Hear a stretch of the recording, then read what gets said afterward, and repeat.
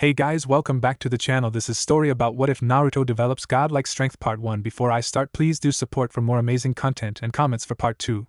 Do consider to subscribe my channel and share my video to your friends and check out the description as well. Let's start the video. Hokage Office. Tsunade smiled happily as Jiraiya announced his return to Konoha by bursting through the window of her office. She allowed the fact that she had been taking an unplanned nap to slip by as she was finally able to see her former teammate after 3 long years. Since disappearing with Naruto for the training trip, the man never set foot in the village and his messages were a few. She only got a letter after 6 months, and it really contained nothing but that they were still alive. It is okay to say you miss me, Haim. I can see it in your face that you're all excited, Jiraiya said with a grin.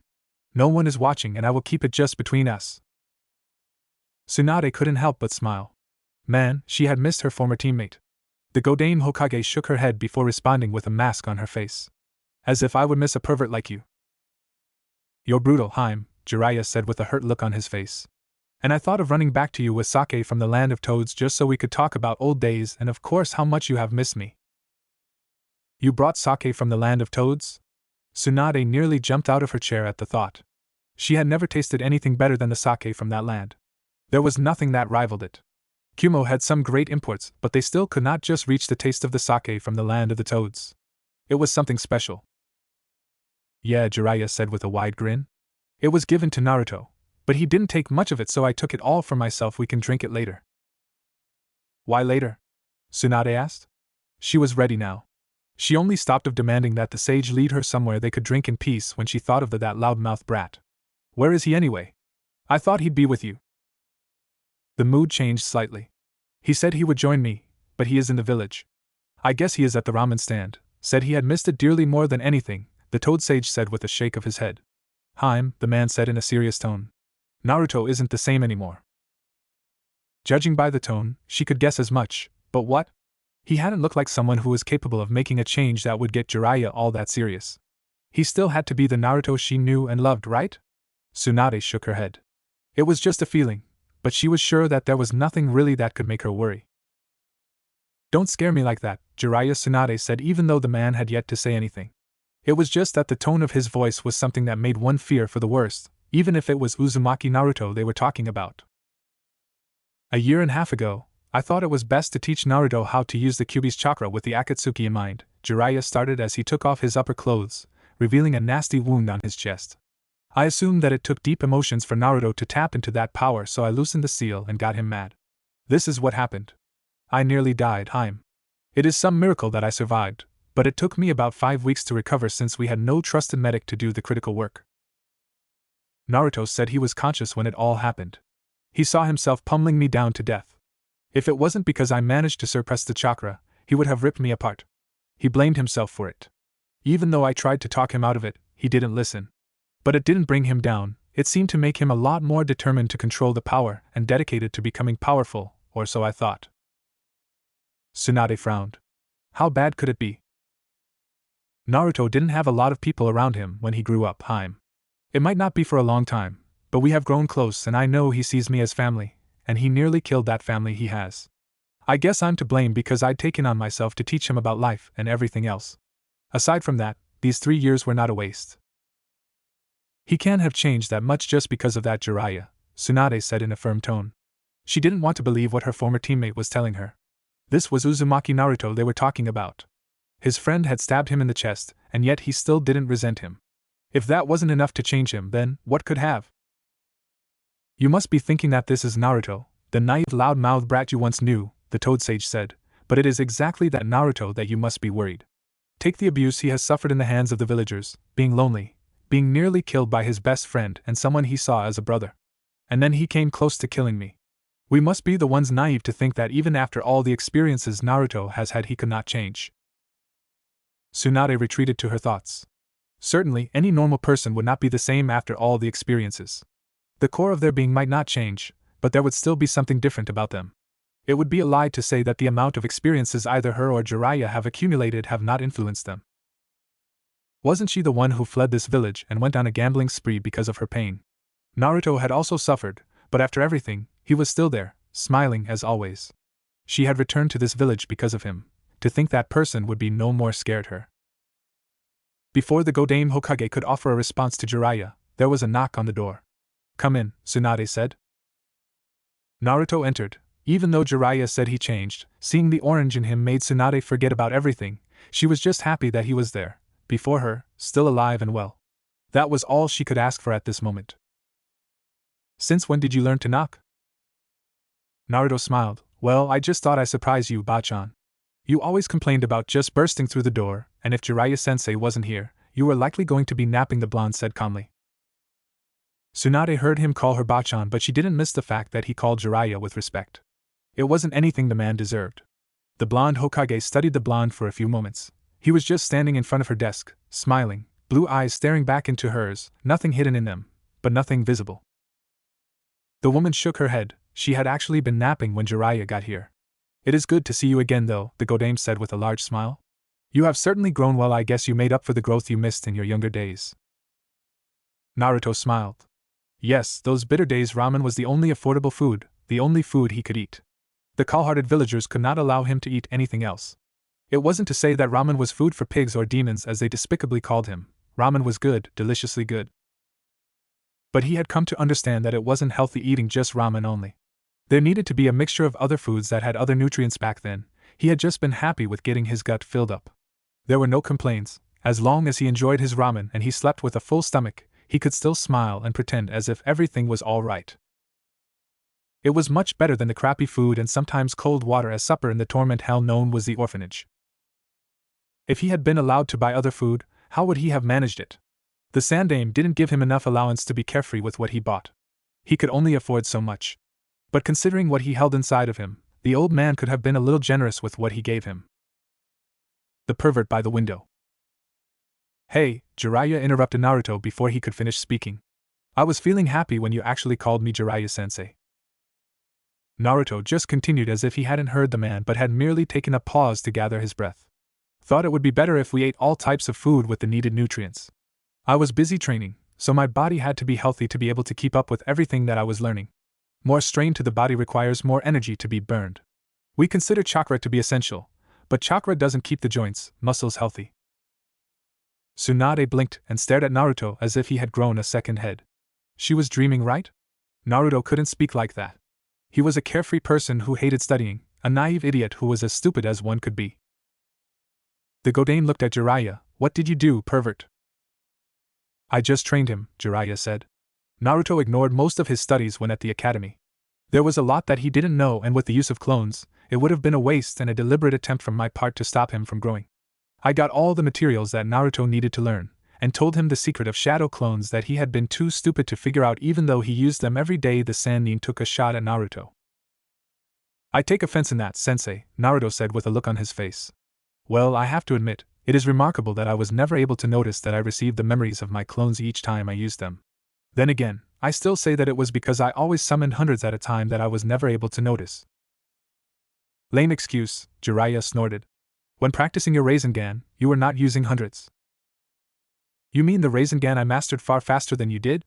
Naruto asked with an all-too-nice smile. "Should I go on about Senjutsu as well?" "Hold on a moment," Tsunade stopped the couple's quarrel. "What about Senjutsu?" "The toads taught it to him," Jiraiya said, his lips frowning by the second. "And he managed to master it unlike me." Tsunade looked at Naruto, who had a foxy smile on his face, eyes closed, and then at Jiraiya, who was frowning. The two had certainly developed a good relationship. "What is it that you taught him that I should know?" She thought it was too soon for Naruto to be taught something like that though, but she wasn't going to raise that now with Naruto still in the room. She was going to wait until he leaves and then glare at Jiraiya. "Nothing much," Jiraiya said with knowing grin and a careless shrug of his shoulders. "I took things seriously. We were not going out there to have fun. We did have lots of fun though, didn't we?" Naruto nodded. "Yes, we did. It wouldn't be so bad if we go out again, sensei. But this time, you will be paying for everything, as you will be paying my rent until I get to do missions." "Hey, why do I have to pay for your rent?" "Because, Erosenin," Naruto said in a deliberately slow tone. "You took all my life savings and spent it all on women and alcohol." "Jiraiya!" Tsunade shouted. The Sannin raised his hands defensively. He had no use for it at that time. "I was paying for our meals and motels, his clothes and weaponry." Naruto scoffed. Since when did we start calling a self-made tent under a tree a motel? I didn't even know we were paying for the food we hunted ourselves. As far as I remember, I bought my clothes and weapons I was using by doing some odd jobs in the villages we visited while you went drinking, and I had to play that fun game of trying to locate a perverted old geezer in a sea of perverted old geezers. Jiraiya, Tsunade said in a hardened tone. You and I need to talk about your parenting skills. There was a threat in those words. It was not spoken, but Jiraiya's sweating said it all. Naruto laughed, seeing how scared Jiraiya seemed. Don't beat up the old man, Bachan. You might end finishing him off. He received a lot of beatings from angry women during our time. Sometimes I almost pitied him, but it was just fun watching him crawl and beg unforgiving women who feel wronged, Naruto said with a smile. Besides that, I enjoyed myself and was happy. Camping out at night while we talked, creating traps for animals, and sometimes getting caught in our own traps. It was fun, much fun than I had in my life. Those memories, I will forever cherish. I don't think hanging upside down a tree with the wooden spikes glaring at you is any fun. It wasn't, especially when you were the one hanging, instead of an animal. Worse, when your so-called hunting partner didn't come out to help you out when you called for help. Serves you right, Tsunade said to Jiraiya before turning to Naruto. I'm glad that you managed to have fun, though. A warm smile graced her lips as she spoke. Everything seems to be in order, Naruto said. If there is nothing more, I will take my leave. Bachan. He did a mocking bow and before disappearing in small gusts of winds. What is it that you did to him, Jiraiya? Tsunade asked once Naruto left. Her tone was hardened. He doesn't look as innocent as he had been before he left the village. Back then, he was someone who could still say he would bring back Sasuke to the village even though the Uchiha nearly killed him. Would have, had it not been for the Kyuubi. Jiraiya was silent for a few moments.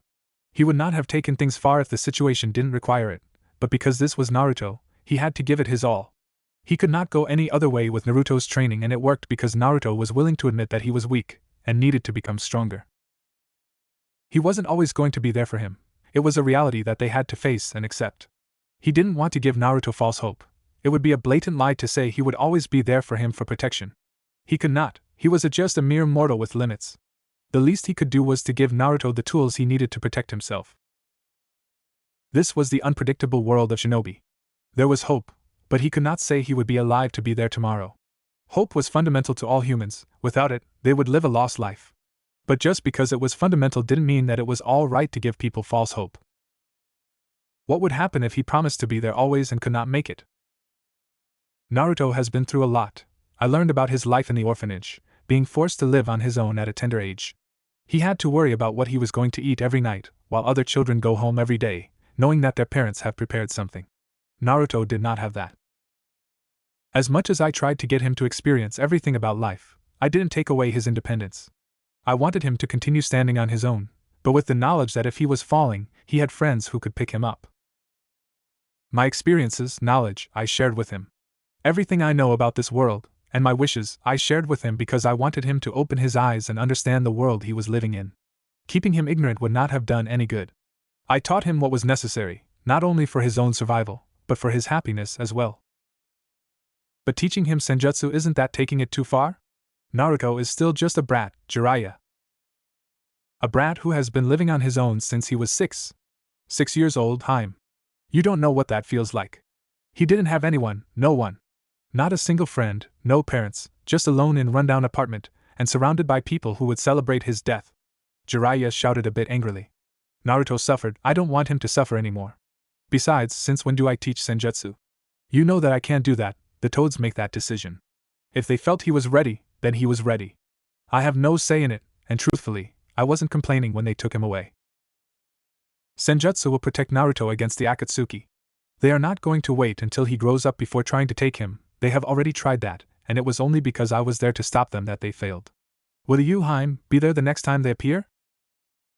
When was the last time Jiraiya shouted at her angrily? He almost never did. Never. But he was shouting, glaring at her, daring her to come up with a rational retort to his reasons. Tsunade could not find any. The only word that came to mind is but nothing less, nothing more. The fact that she could not find a flaw in his reasons silenced her. Sorry I shouted, Jiraiya said with an awkward smile. I may be a little mad at myself for allowing him to suffer alone. My parenting skills are bad, but at least, he would not have suffered alone if I had taken him. I can't change what happened, but I can at least make sure that his future isn't one that is filled with regrets and pain. You should be, Tsunade said in a quiet tone. But maybe I should be the one who is apologizing. I never realized that Naruto grew long ago. Perhaps it was innocence and naivety that made me think that. The blonde Hokage shook her head. This talk has made me slightly sad just thinking about it. It makes what Sasuke did even unforgivable. Tsunade looked up at Jiraiya as she stood up. What do you say for a drink? In about an hour or so, Jiraiya said. Tsunade blinked. That has never happened, never ever. When she said a drink, Jiraiya always jumped. The Godame Hokage was so surprised that she sat down just to think it over. Jiraiya grinned. Just kidding, he said. Tsunade glared. Never mind. I have a lot of work to do, and with Naruto back, I'm sure my workload is just going to increase, the blonde said. Oh, come on, Haim, Jiraiya begged. Tsunade smiled. Yes, she preferred it this way. Not that she just enjoyed seeing Jiraiya begging. It was just something normal. She needed to see the normal so that she could rain down her fears that things were changing. Later that day, Naruto was sitting in the dark, inside his apartment, in the small kitchen. The only thing that was visible were his eyes. It has always been like this. He had friends during day, but at the end of the day, he would be back here and the cold walls would remind him of how lonely he was, how much he needed someone in his life to take that loneliness away. The emptiness, he had forgotten that with Jiraiya by him. There was never a moment that made him feel lonely when the Sannin was with him. Back then, he had always retreated back to this bitter cage of loneliness alone, and just imagine how beautiful others were living with their parents. The voices of parents calling their children to take a bath, brush their teeth before going to bed, they rung inside his head those days as he tried to imagine having his own parents. The imaginations hadn't comforted him, they had must compounded on the misery. The thoughts were beautiful yet bitter. It was nice, but he could not touch it, he could not experience it because he had no parents of his own. Iruka had changed all that, perhaps because he could understand parts of him. The man had become really close to him. Naruto had thought he had grown out of his loneliness, but here he was, alone, just the cold walls glaring at him. There was no one to talk to. He could summon a clone and have a conversation with it, but that would get some people to send him toward a psychological evaluation if it was discovered. There was nothing worse than being suspected of having lost one's mind. The lights suddenly flicked on, but Naruto did not move an inch. Jiraiya walked towards the blonde. He was still able to walk just fine, but he smelled of alcohol. What are you doing in the dark like this? The Sannin demanded. It was the kind of thing that would make people worry. Jiraiya didn't want that, he wanted Naruto to enjoy his life. No one who switched off the lights and just sat down, unblinking, was having good thoughts. It was in the dark, with no one, obviously, there was a war occurring in the head. I was thinking, Naruto responded calmly. About? Jiraiya asked calmly. People have been looking for you ever since it was known that you returned, but no one saw you. It appeared as if you'd vanished into thin air. That kind of thing gets people concerned. I was concerned. Naruto shook his head.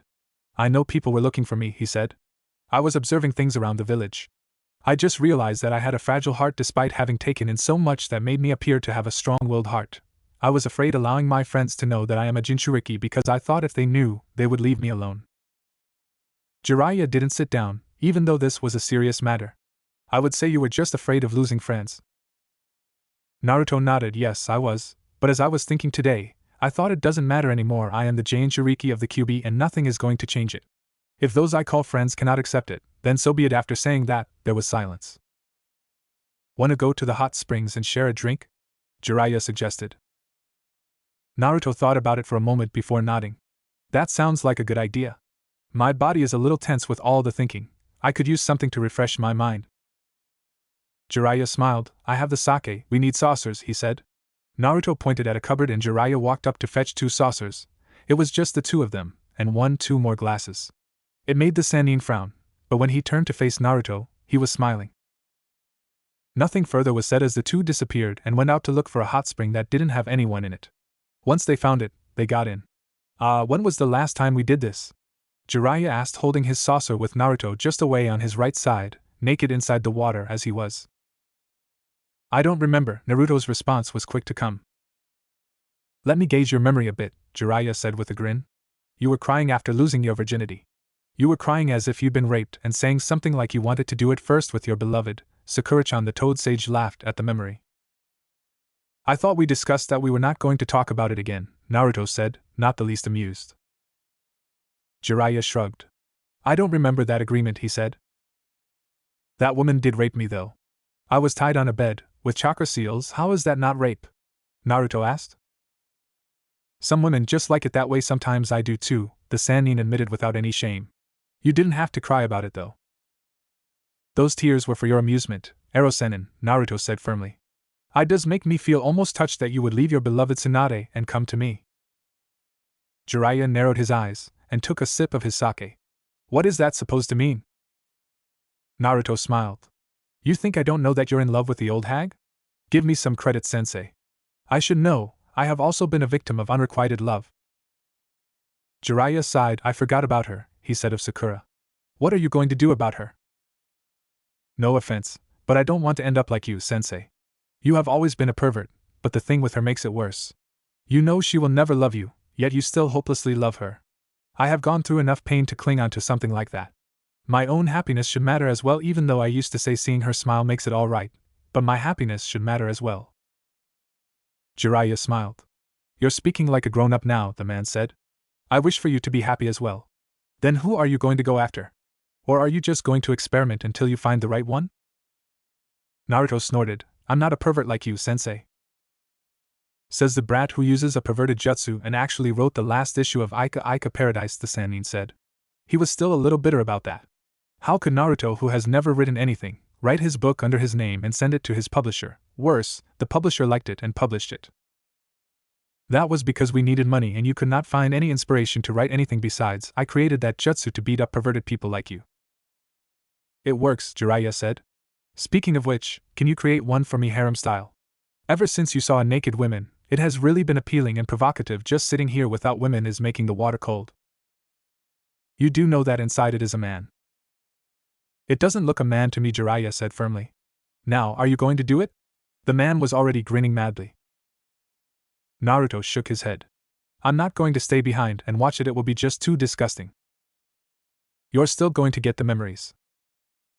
Naruto shook his head. I will create a clone that won't give me memories, and you know what? If you touch them, they might go boom in lightning. With all the water here and an intoxicated body, I'm sure it will be quite a shock. Jiraiya didn't think about that pain. Naruto had done it before. If he touched the clones, they would shock him. It wasn't fun as it left him paralyzed, but he was not going to stop because of that. The following day, Tsunade sighed loudly when Danzo entered her office with one of his lackeys in the name of Koharu. It was still early in the morning and she was still nursing a headache. She really didn't need anything or anyone compounding to her pain. She didn't enjoy it that much. What do you want? The Godame Hokage asked impatiently. She was sure it had something to do with Naruto, but she wasn't going to entertain anything that she did not agree with.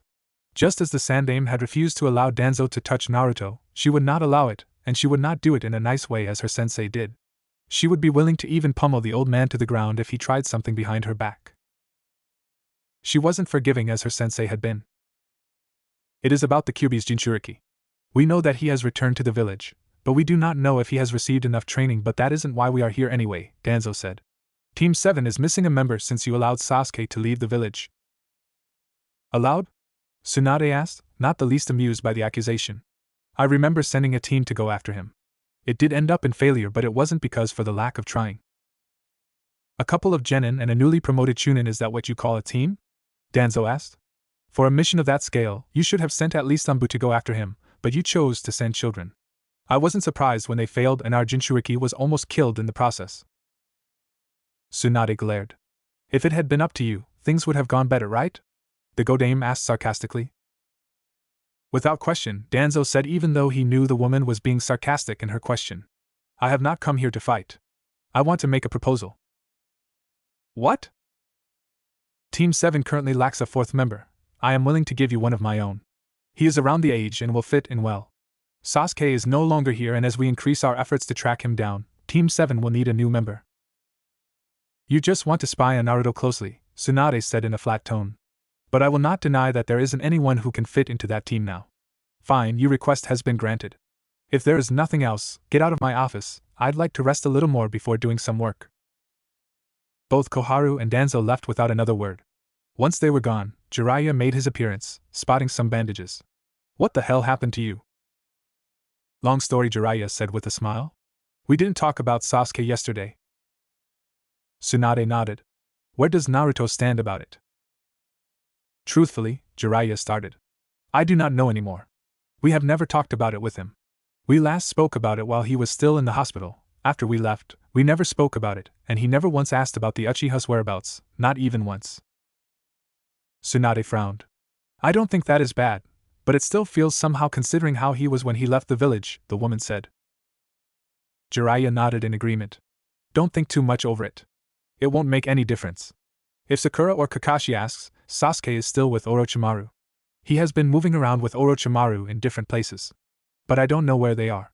Whenever news reaches me, they are already at a different place. Keeping track of our former teammate is still hard as it was. Well, he was always slippery, Tsunade said. Are you leaving? Jiraiya nodded. I need to find some information about the Akatsuki. There is a lead I got. I want to check it out, but I won't be gone for too long. Just be careful out there, Tsunade said. Jiraiya grinned. Worried about poor old me, Haim? He said. You don't have to. I am Jiraiya, the legendary Toad Sage. I can take care of myself.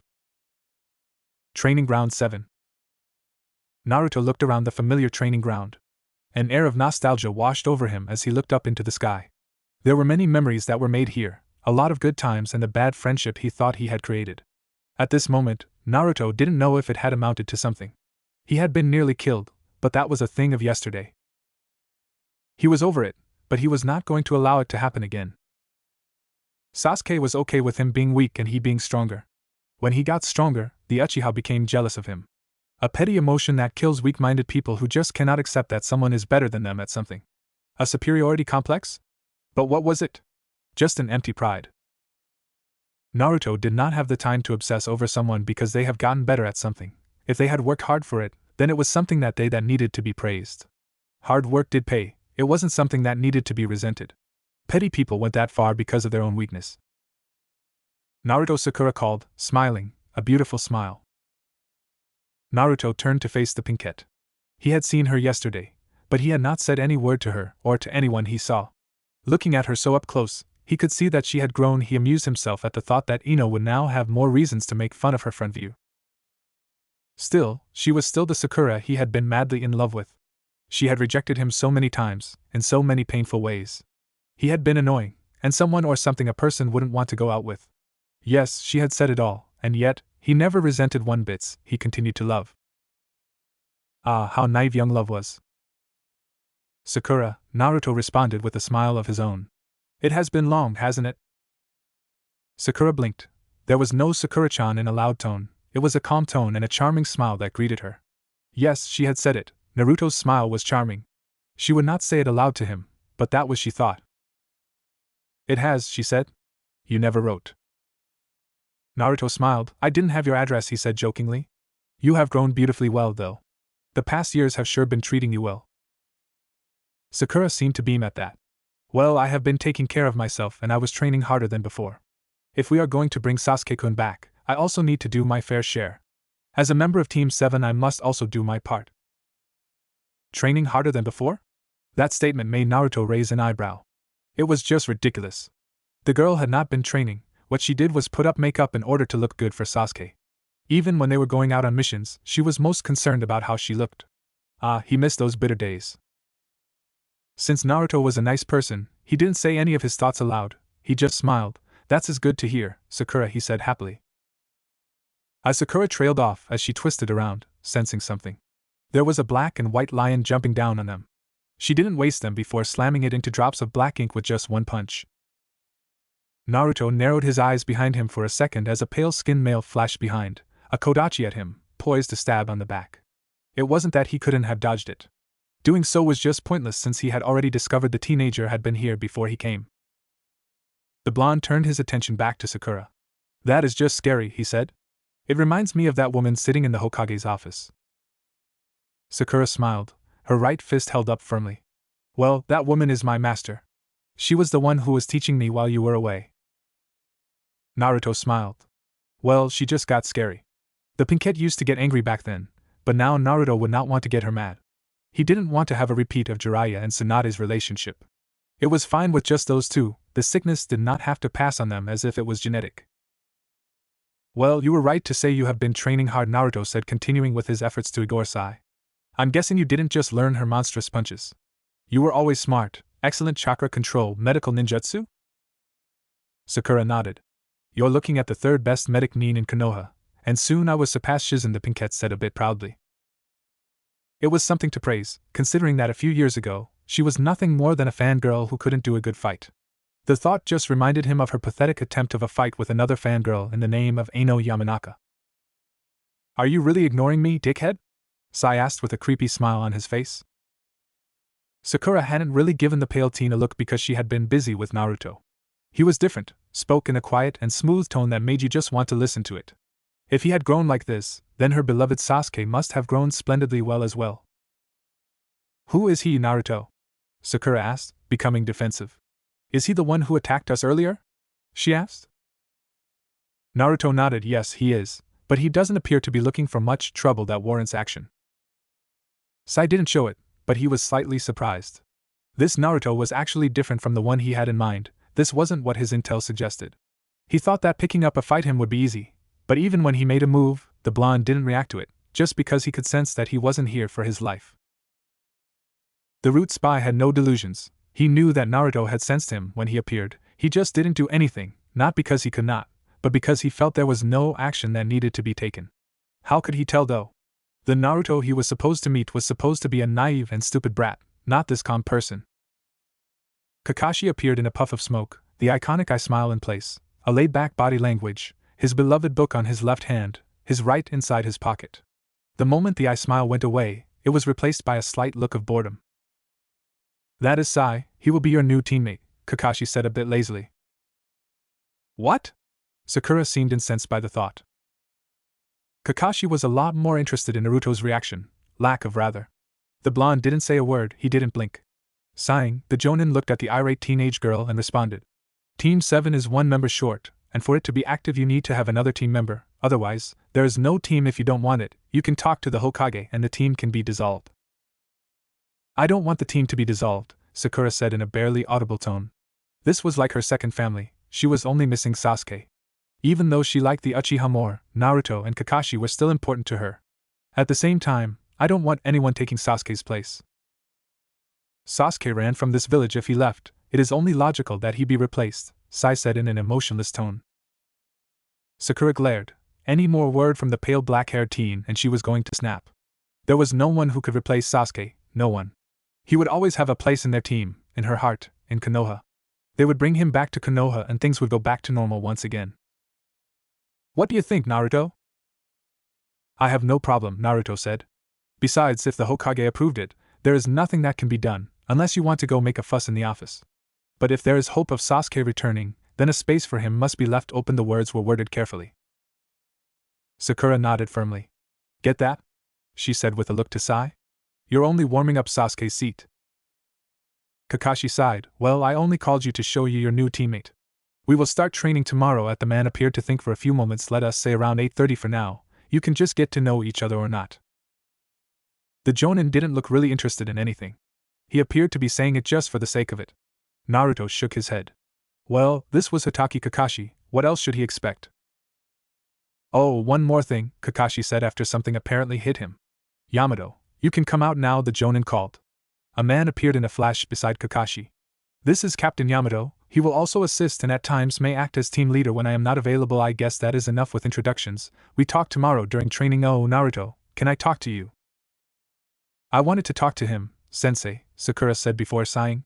We were actually planning a reunion yesterday, but you kind of went off the grid. We will do it again, tonight, 8 p.m. Don't be late, and don't think of not coming. I will come and drag you myself, the Pinkette warned. You can join us if you like, she said to Sai. She sounded as if she was just being polite. Naruto merely shook his head. Before turning to Kakashi, Yamato was once again gone. They were masters of this kind of a game. Sometimes he wished he could be just as cool, but he wasn't that silent. The wind didn't move in silence, unless it was gentle breeze. Unfortunately, he was anything but that. You haven't changed a bit, Naruto said to Kakashi as the two slowly walked back towards the village. You have changed in many more ways than one, the Jonin said. Your clothes have not, though. Well, expecting that part of you to change would be expecting miracles, and such things do not really happen in the shinobi world. Naruto laughed. Don't be like that, Kakashi-sensei, the blonde said. Miracles do happen, but this thing kind of holds some sentimental value for me. Something big will have to happen for me to drop it. It is just like my apartment. I don't plan on changing it because of the sentimental value it holds. Well, now I can't do anything because I'm actually broke. Kakashi raised an eyebrow. Since when did you start holding things like that? Since I heard Jiraiya-sensei use the word, Naruto said with a smile. When you spend your time listening to a man, you slowly start to pick up some things about him because the reality is that what he says influences you in many ways. Kakashi looked thoughtful as he tried to imagine Jiraiya speaking wisdom to Naruto. It was even difficult to comprehend that Naruto was the kind of person who would listen to someone talk. Well, things do change, and there was enough that has happened in Naruto's life that shouldn't surprise people if he changed. It was like if he snapped. Most people would not be shocked, but would actually ask. He finally snapped. Yamato, Naruto started. From the information Jiraiya gave me, he is a former root operative and a Mokuton user, the blonde said. It was interesting that Jiraiya would tell something like that. It wasn't really a secret, but he just didn't think that Sannin would tell it to Naruto. But this just meant that the level of trust between the two had grown, and that Jiraiya trusted Naruto to know things that were not known to the public. If that was the case, what more information did Naruto know? The Sannin was a spy master, so he had all kinds of information. Why would Jiraiya tell you something like that? Mokuton was the reason he informed me. He assumed that when I returned to the village, there might be someone put closer to me because I am a Jinchuriki. Well, not because he was a Jinchuriki, but because they wanted to keep the Bijou in check, as if he had already gone out crazy or was manipulating him. Naruto felt insulted by the thought. It was Tsunade who could make the decision, and honestly, he was disappointed. It just meant that the woman didn't trust him with the power. Was he some child that needed to be supervised? This really made him feel as if he was a ticking time bomb that had to be shackled in case it decided to set off. I guess there is no reason in denying anything, Kakashi said calmly. Hokage-sama suggested that he be brought just in case something happens. I guess this is because Jiraiya-sama told her that you have learned to use the Kyuubi's power. Previously, you were only able to use it after experiencing intense emotions. The Jonin took a thoughtful look as a memory flashed. Well, you did use it on your own during the Chunin exams. Well, I had to win that battle, Naruto said. Kakashi didn't waste time before changing the subject. I actually wanted to know how you've been doing? We didn't get to talk much after everything, and I have kind of missed you after this past years. If I was a little cynical, I would have found that to be amusing, Naruto started calmly. You're the guy who hardly taught me anything, and worse, got Ebisu to teach me in preparation for the Chunin exams. Ebisu of all people, my taijutsu was lacking, there were a lot of flaws in my fighting style, and yet you gave me a babysitter to train me. Kakashi winced at that. Maybe he should have done better, knowing that Naruto was going to face someone in all aspects of skills better than Naruto.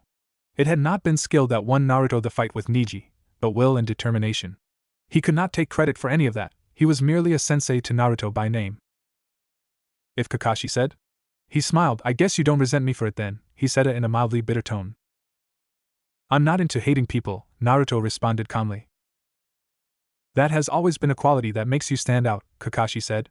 But truly, I did fail you as your sensei. I should have done better considering. The Jonin trailed off, biting his lip. He nearly said something about Naruto's father having taken his time to teach him. Well, everything he eyed Naruto to see if the blonde had noticed it, but there was nothing in Naruto's expression to suggest he did. Maybe, but while you may not have done much, personally, I learned valuable lessons about life from you. There are things that I cannot forget. The memories with Team 7, everything was okay because you were our sensei, Naruto said in a calm tone. You have certainly grown, Kakashi said a bit proudly. So, how was your trip with Jiraiya-sama? I'm sure he took you through a lot of things, the man added with a slight perverted smile. Kakashi was certain of it. The Sannin wasn't the greatest model, and if he was willing to get off with Naruto's sexy jutsu, then he could certainly get far. It was what you call a roller coaster, had its highs and lows, but through everything, I learned a lot of things about life, this world, shinobi, jutsu, so many things. It was fun, Naruto said without going into detail. Kakashi fell short of saying that he was expecting something a little naughty, but it was fine. Naruto did seem to have gone through a good growth period that should serve him well in the future. You're gonna have to get along with Sai, though why did you ignore him anyway? Jiraiya has taught me that you should be able to read the atmosphere, and at times, I tried to take it literally. He obviously had his reasons for trying to pick up a fight, but since he had no negative feelings that would make me nervous, I decided it would be pointless to go about it like that, Naruto responded calmly. Even Guy doesn't just attack you, he first requests a challenge. Kakashi just shook his head.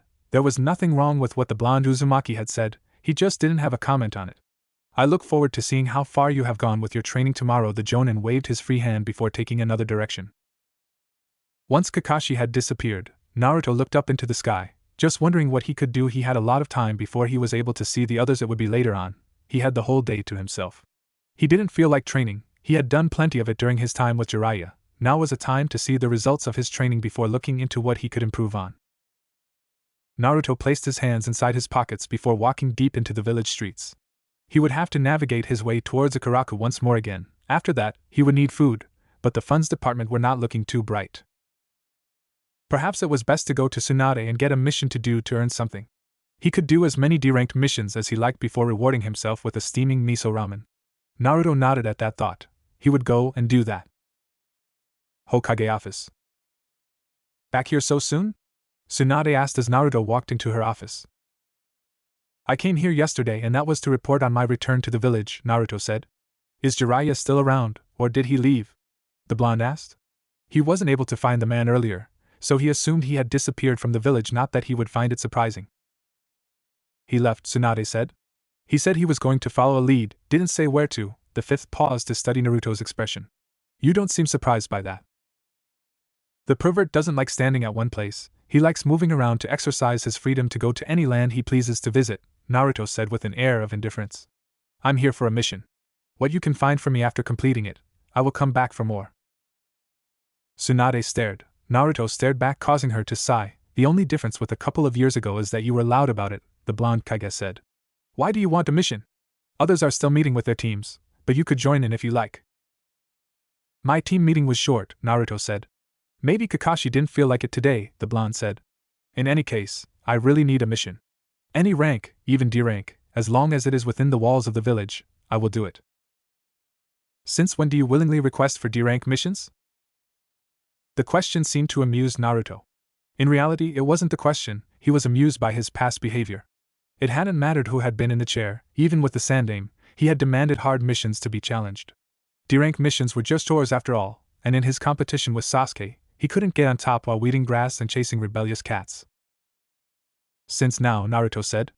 Now are you going to give me the mission, Bachan? Later day.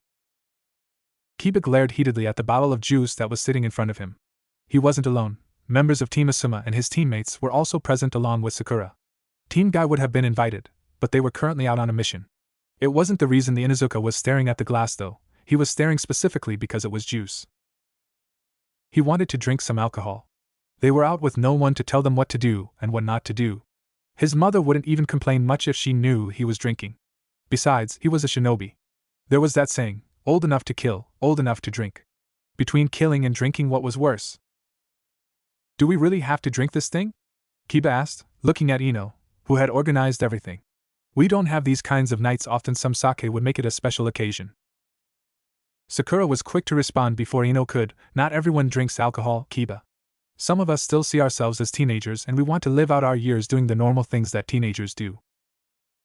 True, there was a lot of things in the shinobi world that went wrong and a very low moral standing ground. Even so, Sakura liked to believe that one could still decide how they lived their life regardless of the environment that surrounds them.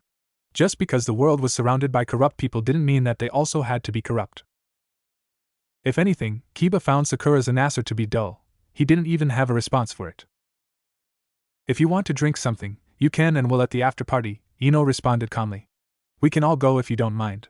You need to loosen up every now and then. The Yamanaka paused and looked around. Where is Naruto anyway? I warned him about being late, Sakura said in a firm tone. If he runs late, there would be pain. She didn't want her teammate picking up their sensei's tardiness. It would just be bad. We're a bit early, Shikamaru said in a barely audible tone. He might still be busy or just finishing some things. I heard he was busy around the village all day doing missions, D-ranked missions, the Nara finished calmly. Sakura showed surprise in that. Naruto doing D-rank missions? She asked. He used to hate them. Even when we first went to our first mission outside the village, he had demanded a challenging mission from the Sandaime. It was the same thing with Tsunade-sama. She had found that behavior to be unbecoming, especially since he hadn't been showing any respect to their leaders. But Sakura had just come to realize that he was like that because he had held a special bond with them. Even though Tsunade was her master, she knew she couldn't take Naruto's place, and most likely didn't hold as much value to the blonde Hokage as he did. But it was alright. That sounds just like him, Ino said with a smile.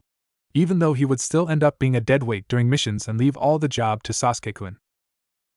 Just hearing, Shikamaru looked at Chuji with a sigh. He could not get used to this kind of attitude from Ino, and she could flip it effortlessly. The big teen was already at work, eating. The Nara just shook his head. It appeared that everything else could wait, but not food.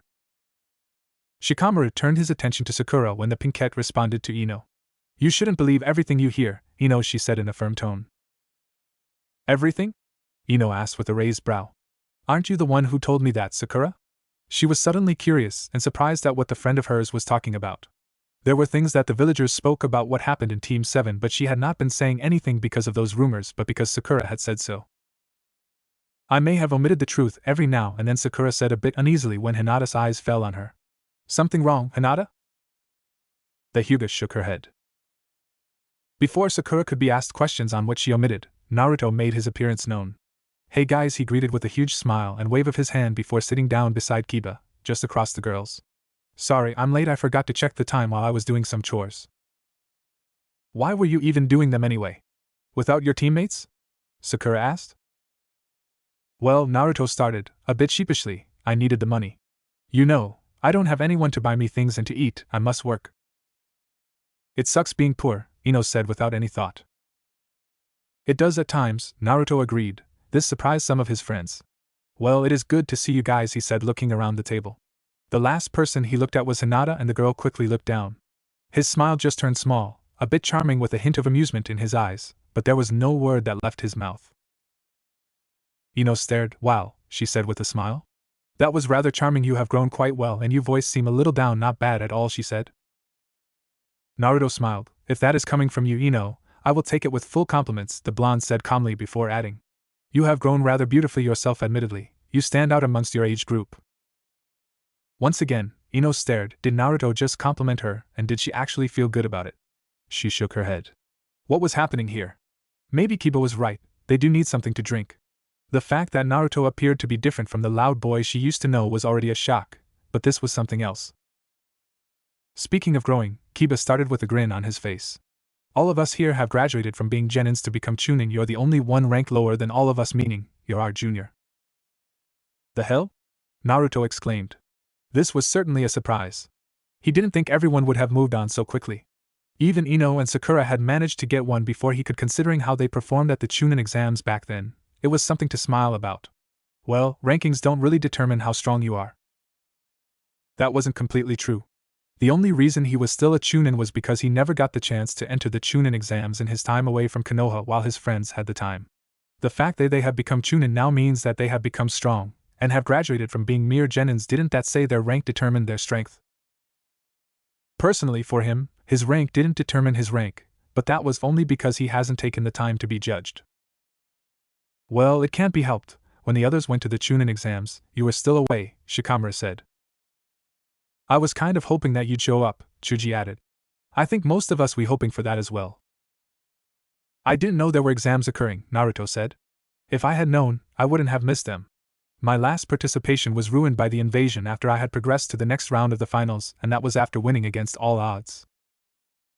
He was just that awesome, wasn't he? I still say rank matters, Kiba butted in once again. We can prove it any time. Naruto grinned. I am up for that. How about arm wrestling? If I win, I am right and you're wrong. That would be too easy, Kiba said with a feral grin. I want to take you on in a real battle. I have not forgotten that you defeated me at the preliminary exams. Settled, Naruto said. I will take on tomorrow, but for now, how about we enjoy the night? I have missed you guys. Not long ago, Naruto had graced this training ground as an idiot who only thought about being better than Sasuke and trying to look good in front of Sakura. The former had grown to be envious of his growth, so much that he decided to join Orochimaru and then attempt to kill him. The latter had never loved him, she had turned him down day and night, no matter how hard he had tried. Unrequited love was surely a bitter bitch. Well, at least he could exchange some notes with Jiraiya about the pains of the heart. Jiraiya's time was much more miserable. He had been young and naive, but it couldn't have been at a difficult time for him, being rejected so brutally, when he was alone, when he was trying so hard to be loved and to be appreciated. He was past those naive days though. He would no longer foolishly pursue things that could not get his hands on no matter what he tried. Besides, these days he was in it for something much bigger. It was safe to say that he had discarded his personal desires for something much bigger. He wanted to give his life a purpose, and he would give it that purpose. He just needed the time and enough courage to do what he needed to do. Naruto glanced around the training ground. He had shared so many memories with people he had considered as friends and family. He had been here a day ago with the new Team 7, but this time, it was a little different. He wasn't here on anyone's order. He was here because he wanted to test something. It had nothing to do with anyone, but his own ideals and what he wanted to see from these people that he called friends. He wasn't just going to see what Kiba could do. He wasn't that of an arrogant person, but the Inuzuka wasn't someone who could give him a challenge. He needed something much stronger to be challenged. He was, nevertheless, not here because he was looking for a challenge, but just wanted to see if these people were as strong as they made themselves to be. They had graduated to higher ranks than he had. He was still just a mere genin, and they had higher ranks. Kiba was exploding about how being ranked higher than him meant he was stronger. It was a false impression, Naruto knew, and he was going to prove it to the Inuzuka. Are you going to just space out all day? Kiba demanded from Naruto. The black-haired was becoming slightly impatient with the blonde Uzumaki. Naruto was clearly lost in his thought, but Kiba didn't have all day. He wanted to show off and then go off to do something else. He had duties to attend and missions to attend. He still had his team meeting even. Don't tell me that you're having second thoughts? Kiba asked with a grin. If you're afraid of fighting, we can call it quits. Truth be told, although Kiba was confident about his abilities, he was a little nervous. Naruto hadn't been as skilled as Sasuke or Neji, but he had the power to fight off those two. He had won against a prodigy, and he now looked completely different from the way he was back then. Naruto's eyes fell on Kiba for a moment with nothing in them. He then smiled. You don't frighten me, Kiba, Naruto said calmly. I'm a little glad that everyone else is here. You are all my friends, and I want to test something. I want to know if you are really strong enough to stand what is about to come.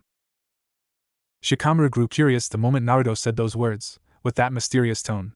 Perhaps he was feeling something in the air, but he felt there had been a chill that went down his spine when Naruto spoke. The blonde was talking about something that neither of them knew. He wanted to know what it was that Naruto was talking about, because the blonde looked serious. Naruto of the old may have been a loud-mouthed idiot, but even then, Shikamaru had taken some things he said seriously. As troublesome as it was, this appeared to be something he could not simply ignore, especially since this Naruto was different from the old one. What do you mean by that, Naruto? Shikamaru asked.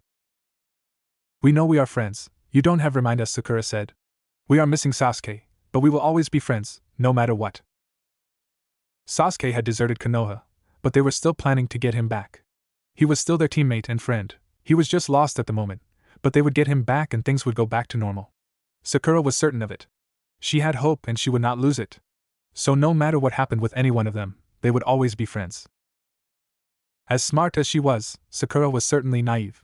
Naruto would have thought that someone experienced as Tsunade would have taught her better. Jiraiya had showed him the cold truth of how people live and the rot within the hearts of men. He had seen so many despicable things that people do to each other. It was unpleasant, and it made him see the hearts of some people as the hearts of evil. There were things that people could never turn back from. If he went through what he wanted to do, she would not call him a friend. They would look at him with contempt. And perhaps as his teammate, Sakura would feel a lot more obligated to stand over him to end his life. However, something had to change if she wanted to have a chance in making that miracle. During these past years, I saw so many things, the good and the bad, but mostly the bad. One thing remained constant: if you are weak, those strong will abuse you. It's not always the case though. Friends can fill the gaps. Where one fails, a friend can fill that gap. Naruto said before shaking his head. Perhaps this is a little too much for you. They have been sheltered in this village for far too long. Perhaps there are a few things that they too have experienced, but they were still ignorant to what truly happens in the world outside. Naruto only hoped that they stayed together at all times, because it was this friendship that would save them. This friendship was important, and was something he always wanted to have look at. It would serve to remind him of the life he once had. Kiba, you're still just a mere chunin. Your rank truly means nothing. You say that you have grown strong, but so have I. I wasn't simply just traveling around the world, seeing different kinds of people, drunkards, whores, twisted people, sinister men, and following Jiraiya as he drinks and sleeps with different women, Naruto said as he took a stance. I was also training. I won't compare, but my training was brutal. Kiba noticed. Naruto's expression changed entirely, even the look on his eyes. It wasn't the same Naruto who had been smiling moments ago, the same Naruto who had been drinking with his friends last night. This was a different person. He was staring at a battle-hardened shinobi. "Ready, buddy?" Kiba said to Akamaru, with a grin. Confidence before a battle was never an issue for the Inuzuka. Naruto knew that. He just hoped that the confidence didn't bring out that demon of arrogance. Sasuke had possessed much of it in abundance, and in the end, he had ended up being nearly surpassed by an idiot who didn't know damn about what a skill was. Without even waiting for the Inuzuka to attack him, Naruto disappeared via gusts of winds. Kiba felt a breeze hit his body from behind. While he wasn't sure because his nose couldn't pick up the scent cleanly because of the breeze, he jumped forward along with Akamaru just for safe measures. Before he even hit the ground, the Inuzuka twisted around, having sensed Naruto. The blonde was in the same spot he had been a second ago, hands clasped together. Naruto's eyes were fully focused on the Inuzuka as he prepared his jutsu. He was merely gathering the wind around him with his hands clasped together, but once done, he would release something that would vanish in the blink of an eye. It would be either Kiba has the speed to avoid it or not. If he isn't fortunate, he would be hit. Kiba finally landed on the ground. Naruto wasn't attacking, but he would attack. Kiba was certain of it. He may not have been the brightest, but he had been brighter than the blonde Uzumaki, and he could tell without anyone needing to give him a hint that Naruto was preparing an attack. Given the time he was taking to prepare it, it was apparent that it was going to be something else. Still, when had Naruto learned to execute complex jutsus? As far as he knew, the blonde only knew to use the Rasengan and those shadow clones. He could only use 2 jutsus back then. Could he have improved that much? There was the wind. It was the blonde's doing. "Let's not wait for him," Akamaru Kiba said to his loyal partner. In response, Akamaru barked. Gutsuga. Using his beloved combination jutsu, Kiba rotated along with Akamaru in ferocious speeds. You could not even see the two from the rotation. It took seconds for the jutsu to slam towards Naruto's form. The blonde watched with a careful eye as Kiba shot towards him. When the Chunin was just inches away from him, the blonde jumped up in a burst of speed.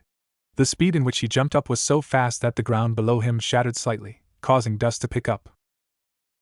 Kiba hit the ground, but it didn't appear as if there had been something because the rotation dug through the ground with little effort before he burst out on another side, lunging up towards Naruto's form. Naruto looked down for a moment before his eyes looked to the other side, the direction he wanted to go. The Gutsuga was upon him within seconds and slammed into his chest. A second later, Naruto burst into a puff of smoke. The blonde appeared on the ground, eyes looking up as Kiba's jutsu turned its fangs towards his form. This was still something else, despite dodging it. Naruto was merely looking for a way to stop the jutsu, not a way to avoid it. It was a lot more interesting that way, and it gave him plenty of options. Not only that, but it also weakened the will of the opponent. He wasn't about to start fighting in a barbaric action without any honor, but fighting smart with full understanding of ninjutsu was the best option. It was even more of a bonus since this wasn't a life and death situation. Naruto held out his right hand, the palm facing the incoming Gutsuga. Wind tornado. Wind gathered within seconds and then started rotating dangerously as it expanded in size, heading towards the incoming jutsu. The rotation was made to be as powerful as Kiba's because if it was weaker, it would be of no use to him. The tornado was rotating towards the same direction as Kiba's Gutsuga. When the two jutsus met, Kiba's movements were halted from going further, but he didn't stop spinning. He kept rotating and then started moving slowly toward Naruto. The blonde slid back slightly before holding out his left hand and joined it with his right hand, to increase the output of chakra in his jutsu. Once Naruto was sure that his chakra had taken over the rotation, he released bolts of lightning within the rotation. The lightning was so much that the lightning currents burst through the tornado, followed by a pained cry from Kiba and Akamaru. It wasn't something that lasted for a long period before Naruto allowed the rotation to stop whilst the lightning did a number on Kiba and his partner. It went on for more than a minute before the tornado burst and dispersed. Kiba fell down the ground unconscious. Everyone blinked seeing the end of it. Being a medic, Sakura quickly rushed towards Kiba to check if he was alright. She had been certain that he was unconscious with the way he fell and the smoke coming out of his body as well as Akamaru's. The Pinkette knelt the ground and inspected Kiba for a moment before looking at Akamaru. They were fine and had no wounds on their bodies. "Why did you rush out like that?" Naruto asked, looking down at Sakura. He hadn't moved a muscle when the girl rushed over. Kiba had fallen just next to his feet. He hadn't moved, not an inch. Perhaps he should have just ignored this little action. "I'm a medic," Sakura said. "When someone falls, I react instinctively. Naruto stared for a moment before shaking his head. That is growth, I'm glad, he said with a smile. I'm a little disappointed with Kiba though. His jutsu wasn't anything serious, but Kiba had allowed himself to be caught, and then it was the end of the battle. No, it wasn't even a battle.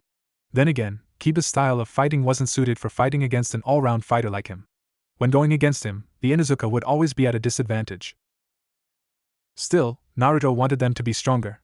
He hoped that the others were far stronger than this, because he wanted them to be strong enough to stop him. They were his friends, they accepted him when the village resented his very existed. He was going to betray them.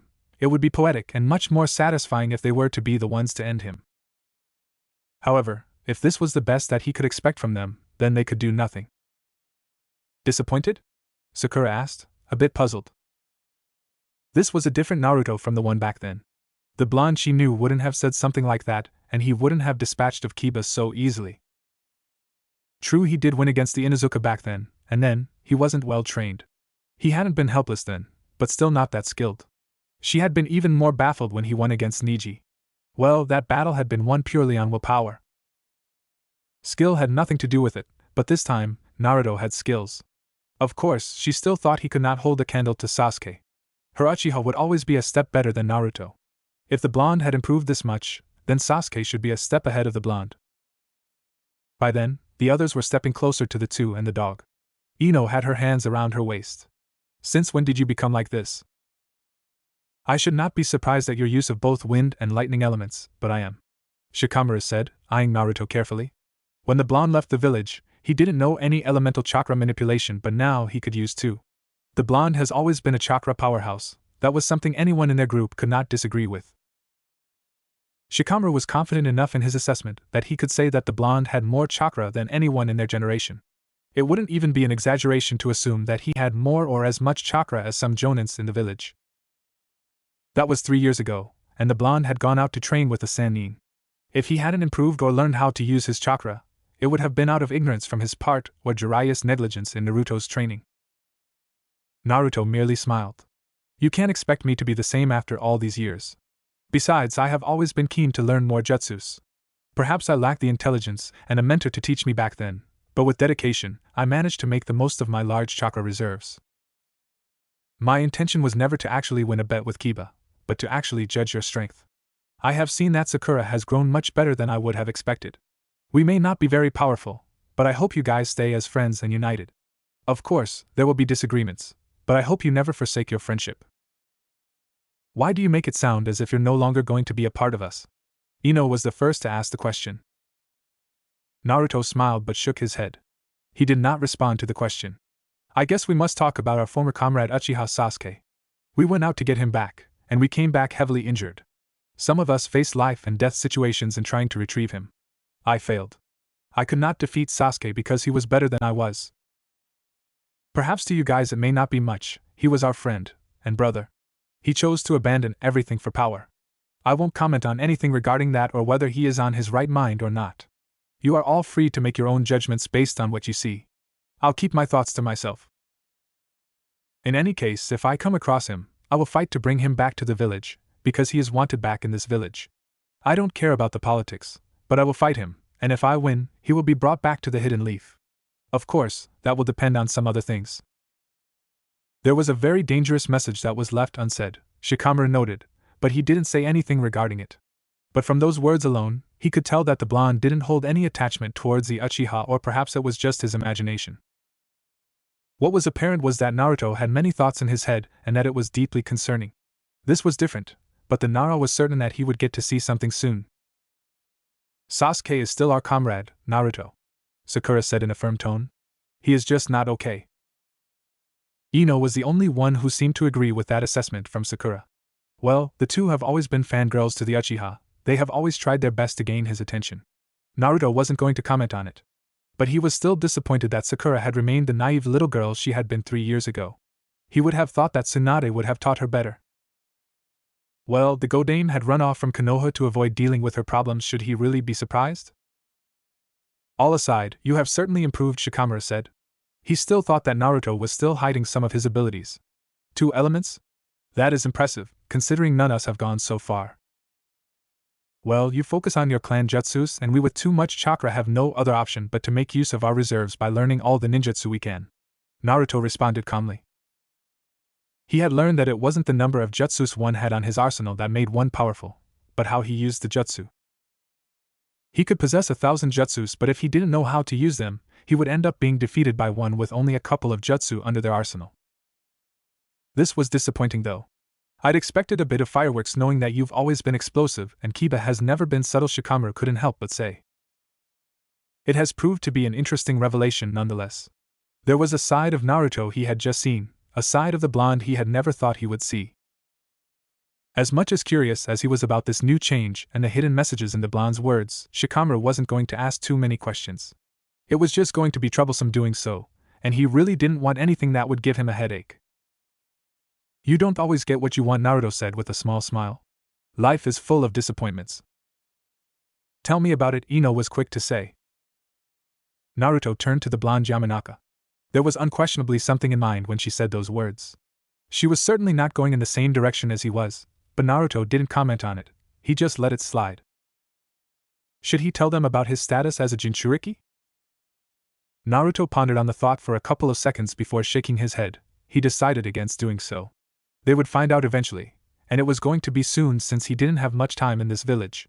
Yes, there would only be a couple of days before he lets loose and become the enemy of the world.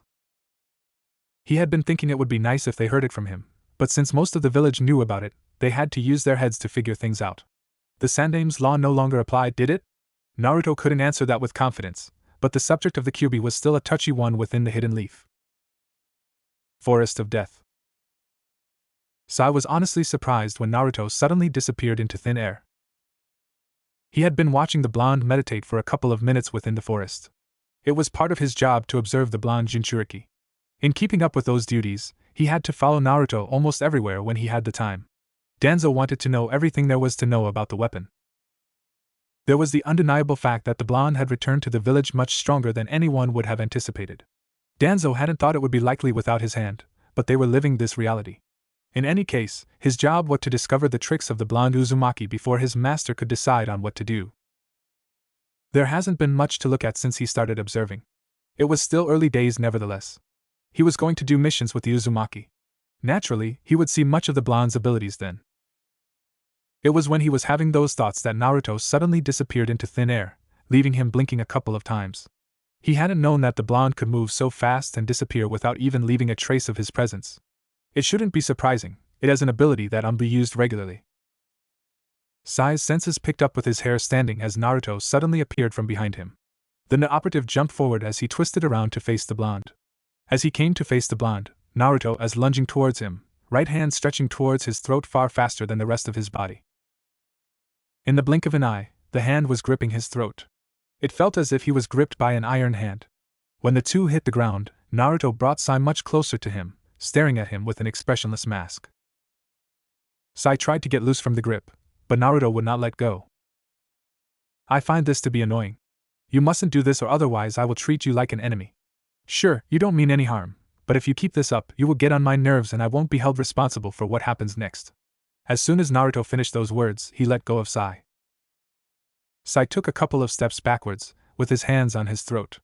Once he was confident all was well, he looked up at Naruto with a blank mask on his face. How about we test what you can really do? Since the blonde knew that he was watching him, there was nothing to lose in requesting a sparring session with the blonde. He would be killing all the stones and he would give his report to his master. If Naruto agreed, he wouldn't hold back, but fight with everything he has to see what the blonde could really do. Naruto tilted his head to the side. Me fight you? Interesting but no. The blonde said with a shake of his head. Again? Sai asked. What are you afraid of? The last time when he was being introduced to Team 7 he had tried attacking the blonde but the Uzumaki hadn't responded to his attempt to start a sparring session. If his method had been wrong last time, this one had to be right but he was still being rejected. How was he going to get some results without actually engaging the blonde in a battle? I fear myself, you, a pet of Danzo, I do not fear. Perhaps if you were coming with pure intentions, I wouldn't be against fighting you but as long as you're not truthful to your purpose, I will not indulge you. Naruto responded calmly. Life hadn't been too kind to him, but it has taught him many valuable lessons. Understanding humans was fundamental, and a core to unlocking the secrets to the hearts of men. Jiraiya has agonized for many years in his quest for peace, but to get to that, you needed to understand people. The peace was for people and by people. To understand how such a world could be led to a peace, Naruto had dug deep into understanding people. The Kyuubi was a huge help in sensing the emotions and intentions of people. With this background, people like Sai could not really hide everything from him. He didn't know what the black-haired wanted from him, but he understood that the agent wasn't being sincere. His assumption wasn't simply based on the fact that Danzo was an evil bastard, it was based on what he felt when looking at Sai. You have certainly changed, and this facade isn't the same you show when with your so-called friends, Sai stated calmly. Before his friends, Naruto acted way too kindly and had smiles. Not as big as before, well, from what Sai has been told and has heard, but still smiles nonetheless. With him, and when he was alone, an expressionless mask appeared on his face. If anything, it always looked as if the blonde was thinking deep about something serious. Sai couldn't even begin to guess what it was that the blonde was thinking about, but it was something deep. He would have to report this to his master.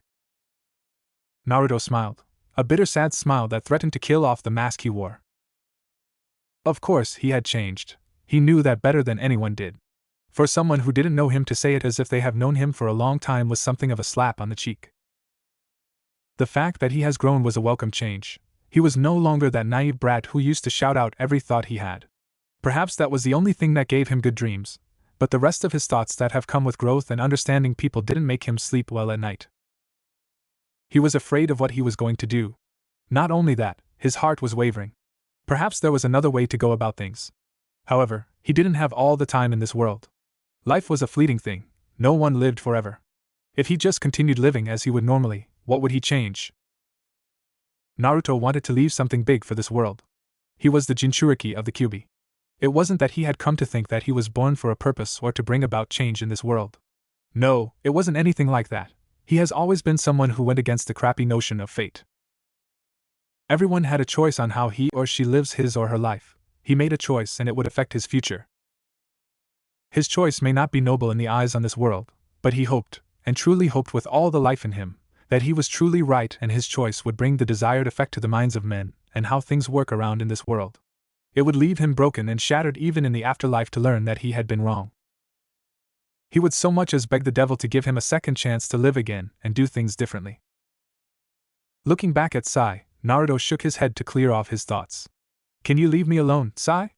I want to get back to my meditation. Sai stared for a couple of seconds. It was a clear change from the blonde, but he wasn't going to question. Staying here wasn't going to earn him any favors. It would be best if he didn't alienate himself with Naruto before they even get to start doing missions together.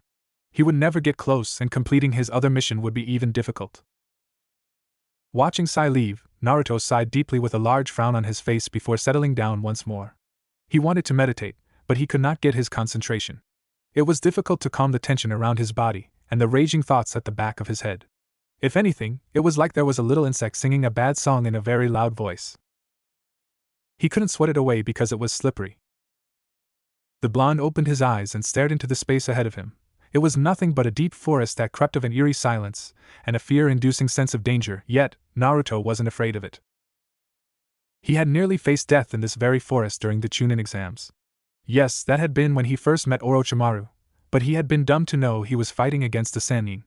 Well, it hadn't mattered anyway, the snake hadn't been after him but his Sasuke, for the Sharingan of course. Thinking of the Uchiha, Naruto could only shake his head. He had no doubt that Sasuke was fully aware that Orochimaru was after his body, but had still gone along with the snake because he had wanted power. His growth had scared the Uchiha, and he thought he was being held back. A powerful sadist like Orochimaru could help him, perhaps that was true, but it all remained to be seen how things would end up. At this stage, Naruto wasn't apprehensive about the Uchiha. Truth be told, the Uchiha was insignificant to the dream he was chasing. Being Hokage was a noble, but the quest for peace was even greater. It gave his life a massive purpose that he would surely fulfill, if he dealt with his doubts. I find it laughable that you can have a problem wearing this mask when all your life you have done nothing but wear a glowing mask that no one was able to see through, the Kyuubi said to Naruto from within its chambers. Kurama was aware of what his host wanted to do. However, considering how enormous the task was, he really doubted that the blonde would be able to pull it off with his current level. Naruto didn't have the kind of power needed for what he wanted to do. If he wanted to take on the whole world, He needed much more power than he currently had. The Bijou was sure that Naruto knew that he needed much more power than what he had. You had to reach the heights of men like Hashirama and Madara to be able to accomplish it. He didn't like Madara, and perhaps that was an understatement. Nonetheless, the man was still a powerful warrior. Naruto had to reach that height in order to succeed. At his current level, he was just going to die young and as nothing more than a child of the Yondaime who lost his sanity. All the thoughts he has had would be for nothing and he would certainly resent himself over his failure. It was no matter to Kurama, but he was still the blonde's prisoner. He wasn't about to get himself degraded by mere humans, and they still shared the same body. If the blonde died, he would die. Even though it would only be temporary, he would still die. The Kyuubi then drew a thoughtful look on his face at the thought of the seal Naruto was using. Unless he was missing something, Minato had died and yet that part of him went along with the Yondaime Hokage. Did it mean that the same would apply for Naruto if he died? They were using the same seal. Naruto had to make changes to it for him to avoid the same fate as his other half. The only problem to that was that the blonde wasn't that of a master of the sealing art to fully dismantle the complex seal keeping him at bay. The only chance Naruto had was through weakening the seal. That was the best thing that Naruto could do at this stage. Well, the blonde would have to take some time off for training if he was serious about his agenda. Then, he could get to work on the seal. It was weakening with each usage, and he was pushing more and more chakra out of the seal. Kurama would not be against getting the blonde to follow a more rigorous plan of training that would see him with deep wounds. He would be there to heal the blonde. Naturally, that meant using his chakra. This is different. It fights with everything I stood for when growing up. Killing people has never been something I thought of. Human life is fragile yet so precious. The thought of killing has repulsed me. Perhaps a bit ironic since my senseis have been killing people for a long time and yet, I have had no problem with them. I can say that their reasons have always been just, but that is just a way of justifying the action. Death is death, no matter what. When things get bad in this world, it's kill or be killed. But I don't want to live in such a world. I wanted a happy world. It is sad that I will never get to see though. I will be doing the very thing I have hated seeing. I must plunge this world into darkness, and betray the precious friends who have accepted me. Any normal person would have a difficult time in grasping this world thing, Kyuubi. You don't have the same emotions as I do, and you don't value humans as I do. Another irony in that Naruto said, but he didn't say anything further on it. I guess being human is what brought you back into the village. However, when the thought first came, you seemed confident of following it through. Perhaps seeing these people again has caused a change in your heart, Kurama said. He was most concerned about seeing the seal become loose rather than Naruto's emotional struggles. It didn't kill him to be nice and encourage the blonde to go on his killing spree. Perhaps he was trying to banish the thought that he had become a little familiar with the blonde since his near escape from the seal when that perverted Sannin loosened the seal. Kurama would always curse himself for enjoying himself too much with the Sannin that he ended up being sealed once more without escaping. Naruto had been willing in letting him take the body. In any case, the blonde had come to with a miserable look on his face and yet, he didn't throw a fit at him or blame him for the near death of his sensei. It was true that the experience changed the blonde, but Kurama had expected the blonde to come out guns blazing with hate, but there had been none of that. Kurama had been surprised. But he should have expected it. It was something typical of the naive brat he had known. Naruto didn't have much capacity to hate. Even when that Uchiha nearly killed him and he had to supply with blonde with chakra just to heal wounds that would have killed him, the blonde still didn't hate the Uchiha. He may not care as much as he used to, but he didn't hate the Uchiha not even a little. There was also no resentment towards him for everything. Kurama was still curious about how the blonde would react when he does find out that he had killed both his parents trying to escape the sealing that now sees him inside the blonde. Not just being human but kindness. Naruto paused for a long minute before speaking. I must throw it all away. I don't know if it will be possible to throw the kindness away, but if I don't, this journey will break me. Well, I wouldn't mind if that happened, Kurama stated. You lose it, I will end up getting out a bit more often than being locked up in this cell. Naruto smiled. You're not going to stop being honest about your attempt to flee from the scene, are you? Why should I? Naruto shook his head. That is something you desire and something I won't give to you. This is a sin that I must commit because I need your power. It is important for my survival. If I cannot survive, then all the agonizing thoughts I have heard until now would have been for nothing. It is important that I survive. No matter how painful it will be for me, I must bear it all. Not long ago, I was fighting for appreciation from this village which has snubbed my existence. But it was that experience that led me to conclude that regardless of the reason, When people have something in common to work towards, they really do stick with each other in unity. These people were united in their hatred for me and fear of you. Soon, they will resent me once more, and it will be deserved. That will wound me, but I must still survive. The only thing that will likely kill me before anything will be my emotional state. If I cannot control what I feel, I will not survive, but I'm sure you will be happy. An insane host will make it easy for you to break free from your shackles. The effort he had put in trying to become the kind of person that the villagers would recognize hadn't been for naught, even though he was going to play a different kind of game this time around. It had been his desire, perhaps born out of loneliness and being ignored, but it had been something he wished for with all his heart. If he didn't listen to Jiraiya's rambles after that incident, things may have happened. He may have returned a naive idiot who fought to build friendships, be recognized to become the greatest Hokage in history. For now, that was something of a lost dream. He still had the desire in him, but it would not materialize. He was following another route, one filled of pain and grief. It wouldn't be anything new to his life. He was familiar with feelings as those. The childhood he had hadn't been one full of roses and smiles. Even so, Naruto was going to continue with all those emotions and much more. Perhaps this time around, things will be different because this was his choice, even if he was wavering.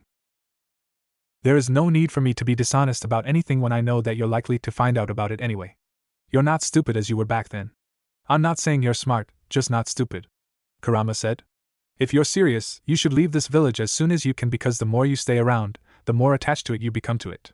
Leaving it will not be easy. You may end up not even doing anything. Naruto stared into the sky for a couple of moments as he thought of something Haku said. It was when one had something precious to protect that they became much stronger. Not the exact words, but it went along those lines. What was precious to him? Was it friends or the ideal that he would bloody his hands in zeal for it to become a reality? The Uzumaki shook his head as the only picture that came to mind was that one of the friends he treasured. Perhaps this was why he was calling this a betrayal of his friends, more specifically, his feelings. Foundation Hideout. Sai was kneeling before his master, ready to deliver his report. Danzo standing along a passage within a dark place of the hideout. He had been on his way to attend some other business with some people before Sai came along. He assumed it had something to do with the Uzumaki since that was his primary mission. Still, he wasn't expecting a report into the matter this time around. They had to first go on a mission, and given Sai's difficulty playing the part like those emotional shinobi out in the village, he had expected things to be difficult. Even with that difficulty, he didn't expect things to fail. Failure wasn't an option for his people. What is it? Naruto is different from what we know, Danzo-sama. He is like a completely different person from the notes I received about his character, Sai said in a firm tone just to emphasize his point. The notes he had studied were proving to be useless because nothing in them compared to the Uzumaki he had to deal with. Danzo raised a ghost eyebrow. He wasn't surprised, just curious. The blonde person who was famous for being an idiot and loud-mouthed brat had grown. The former Uzumaki was nothing more than a waste of the Kyuubi's chakra. He was a Jinchuriki, yet he could not control the power under his command. Not to mention he was pathetic for a Jinchuriki. There was no doubt in Danzo's mind that in that level, Naruto wouldn't have stood a chance against any other Jinchuriki. He would not take into account the fact that the blonde did manage to defeat a fully transformed tailed beast along with the help of the toads. The Jinchuriki of Shikaku was a different matter. Danzo was still willing to give the blonde some credit for his efforts nonetheless. The result had surprised even him, even though no one refused to believe it. His people had seen it, so had Umbu. Getting back on the subject at hand, Danzo spoke to Sai. What is it that you have learned? Not much about his abilities, but he is powerful and not stupid. He won't just jump into a fight. I have tried to provoke him into a fight twice, but he has rejected those advances. I still don't know anything about his strength as a Jinchuriki. That is something he never talks about, Sai said.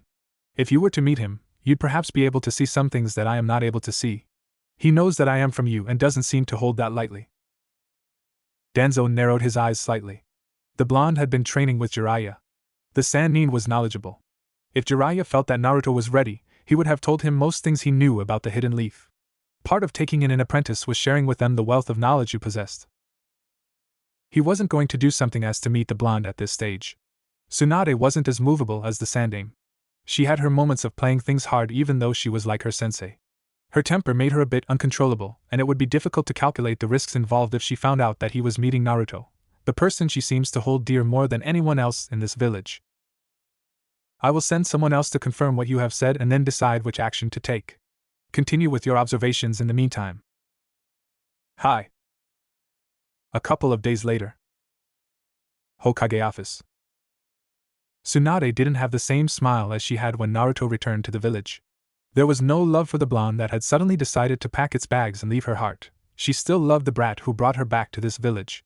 Perhaps it was out of concern for his mentality that she was sitting in this office, staring at him with a long expression on her face. Aside from doing some chores as missions, Naruto's presence in the village was never felt by anyone. Even some of his friends mentioned that the only time they got to see him was when he was having his lunch at Ikaraku Ramen.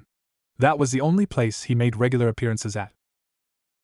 With Kakashi out of the village, she didn't want to take Team 7 out for a mission because of these new changes in Naruto. Yamato didn't know Naruto as much as Kakashi did. When the blonde was being like this, he needed a leader who understood him better than someone who would react instinctively to things that would not trouble anyone. If a situation came to that, it would cause some troubles. Aside from that, Tsunade was worried. This wasn't the same Naruto that she knew. She had been struggling to grasp it when he returned, and even when Jiraiya said that he had changed. She had thought that once he spent a couple of days with his friend, he would be alright, but there was no change. If anything, things were getting worse. Naruto had been meeting with his friends back then, but now he was no longer doing so. The only time they could talk to him was when he was having his lunch at Ikaraku Ramen. Sakura saw him for morning Team 7 exercises, but that was that. Any invitations for doing something were humbly rejected. I'm sorry for calling you out like this on your day off, Tsunade said. Naruto shook his head. I was actually just chilling at the hot springs listening to the sound of steaming water. I don't know, ever since Jiraiya-sensei showed them to me, I have come to enjoy how relaxing they are. Of course I like it better when it is just me alone. Given that you're his student, I thought you'd be more than willing to have time out in them with girls or just Pete like him. Naruto smiled. Don't compare me to that pervert, he said in a light tone. I may be his student, but I don't have his tastes. Yes, Tsunade said with a snort. Says the brat you invented a perverted jutsu. Naruto couldn't help but laugh at the thought of his jutsu. That jutsu has worked wonders, it worked against the old man and many other shinobi. Tsunade shook her head as she responded in a very strong tone. That was because the Sandaime was a pervert. Whilst he was graceful about it, Jiraiya doesn't hide it, she said. In any case, it is good to see you smiling. You hardly smile these days. Naruto wasn't going to tell Tsunade that there was just a lot for him to think about because he knew she would come back with so many questions that he would not want to answer. Knowing the woman, she would insist, and perhaps even use the threat of violence as a way to get him to talk. I have my moments, Naruto said in a calm tone. But you need not worry about me. I'm just one of the many that you must look after in this village. Besides, if Jiraiya-sensei was here, he'd tell you not to worry about a damn thing. Tsunade couldn't disagree with that. The Sannin never seemed to worry about Naruto, well, at least to in front of her. In any case, he had told her not to worry. Even though Naruto has changed, there was nothing to worry about. Did he tell you when he will return? Naruto shook his head. During the last year of our training trip, he'd disappear for weeks. It was mostly keeping in track with his spy network. Well, he also doesn't like staying at one place, Naruto said. He is more concerned about the Akatsuki. For some reason, he hasn't been forthcoming about details when it comes to them. But knowing him, he could be laughing madly in the company of some ladies boasting about his greatness. Tsunade blinked as the thought of a grinning Jiraiya appeared in her mind. The woman shook her head, muttering, "That damn pervert." After a couple of moments of silence, Tsunade spoke once more. "Well, I'm glad that you've grown though. At this stage, I won't have to worry much with you succeeding me," she said with a large smile. Naruto appeared genuinely happy to hear that, Tsunade could tell, but there seemed to be some disappointment in his eyes. No, it was great sadness. Tsunade could not tell what brought it up. Perhaps she wasn't even seeing it right. And when I said I would become Hokage one day, people thought it would never happen, the blonde said happily. If you dream big and make the effort, you will succeed. Still, who could have thought that an orphan, someone who was ignored by the villagers, could be considered for succeeding you, Ba-chan? Tsunade took great care to hold her mask when Naruto said those words. It was not out of sadness over the childhood Naruto had, but the thought that Naruto still didn't know about his parents. Jiraiya said since Naruto didn't ask, he hadn't brought it up. He had focused on giving the blonde better training and getting him to experience life in fullness. The Godain didn't want to go into a path where she would end up discussing that kind of a subject, so she decided to drift off from that subject. While I am happy that you're still smiling, I'm not happy that you have been keeping to yourself. Tsunade said in a serious tone, eyes staring intently at the blonde. Do you want to tell me what is going on, Naruto? If there is a problem, I'm sure I can help you. You have people you can talk to, you have friends. Naruto had been hoping she would forget about this and just focus on other things. He would be more than willing to talk about the prospect of him becoming Hokage, even though he knew that the time for that would not come. Well, if he decided to quit his ways, he could try to win the villagers' approval for the succession battle. It wasn't impossible to get the villagers to behave before him. It needed a little more of effort from him, and the passion. He had seen it before. At the Chunin exams finals, they had applauded his victory over Niji. If he was able to do impressive things, they were willing to recognize it. Despite those thoughts, Naruto wasn't thinking of quitting. It was appealing. Everything he had desired before he left the village, and the dream was within the realm of possibilities. Well, at least he could be happy knowing that his dream wasn't something that he couldn't have achieved, but it was something very possible. There are no problems that need friends, Bachan. I have friends. I don't need to be reminded of that. Besides, when have I been the one to bottle things? Naruto asked with a smile, head tilted to the side. Tsunade shook her head, remembering the blonde of the loud-mouthed brat who had caused her many headaches since they grew acquainted. But this was a different Naruto who was well-mannered and didn't give her any of those troubling migraines. He didn't cause anyone problems, and if Jiraiya was to be believed, the blonde was capable of protecting himself. Even so, she could not help but worry. You're like my child, you know. I get worried when my instincts tell me something is wrong, Tsunade said in quiet tone. Naruto smiled. I've always wanted someone to care for me and love me. It greatly pleases me knowing that someone as you cares for me. But it also greatly hurt him knowing that he would have to betray these people who care for him. Even though he was smiling happily, Naruto was full of tears in the inside. Perhaps the Kyuubi was right, he shouldn't have come back to this village because this was making things difficult for him. It was not the second thought, but the pain that followed the first thought. I'm happy to know that you care, Naruto said once more. I'm going to the forest of death to release my thoughts. There might be some noise, please don't mind it. Tsunade raised an eyebrow.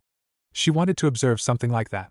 The request was curious, but she wanted to see what he would be doing exactly that could make so much noise that she would need to worry about things.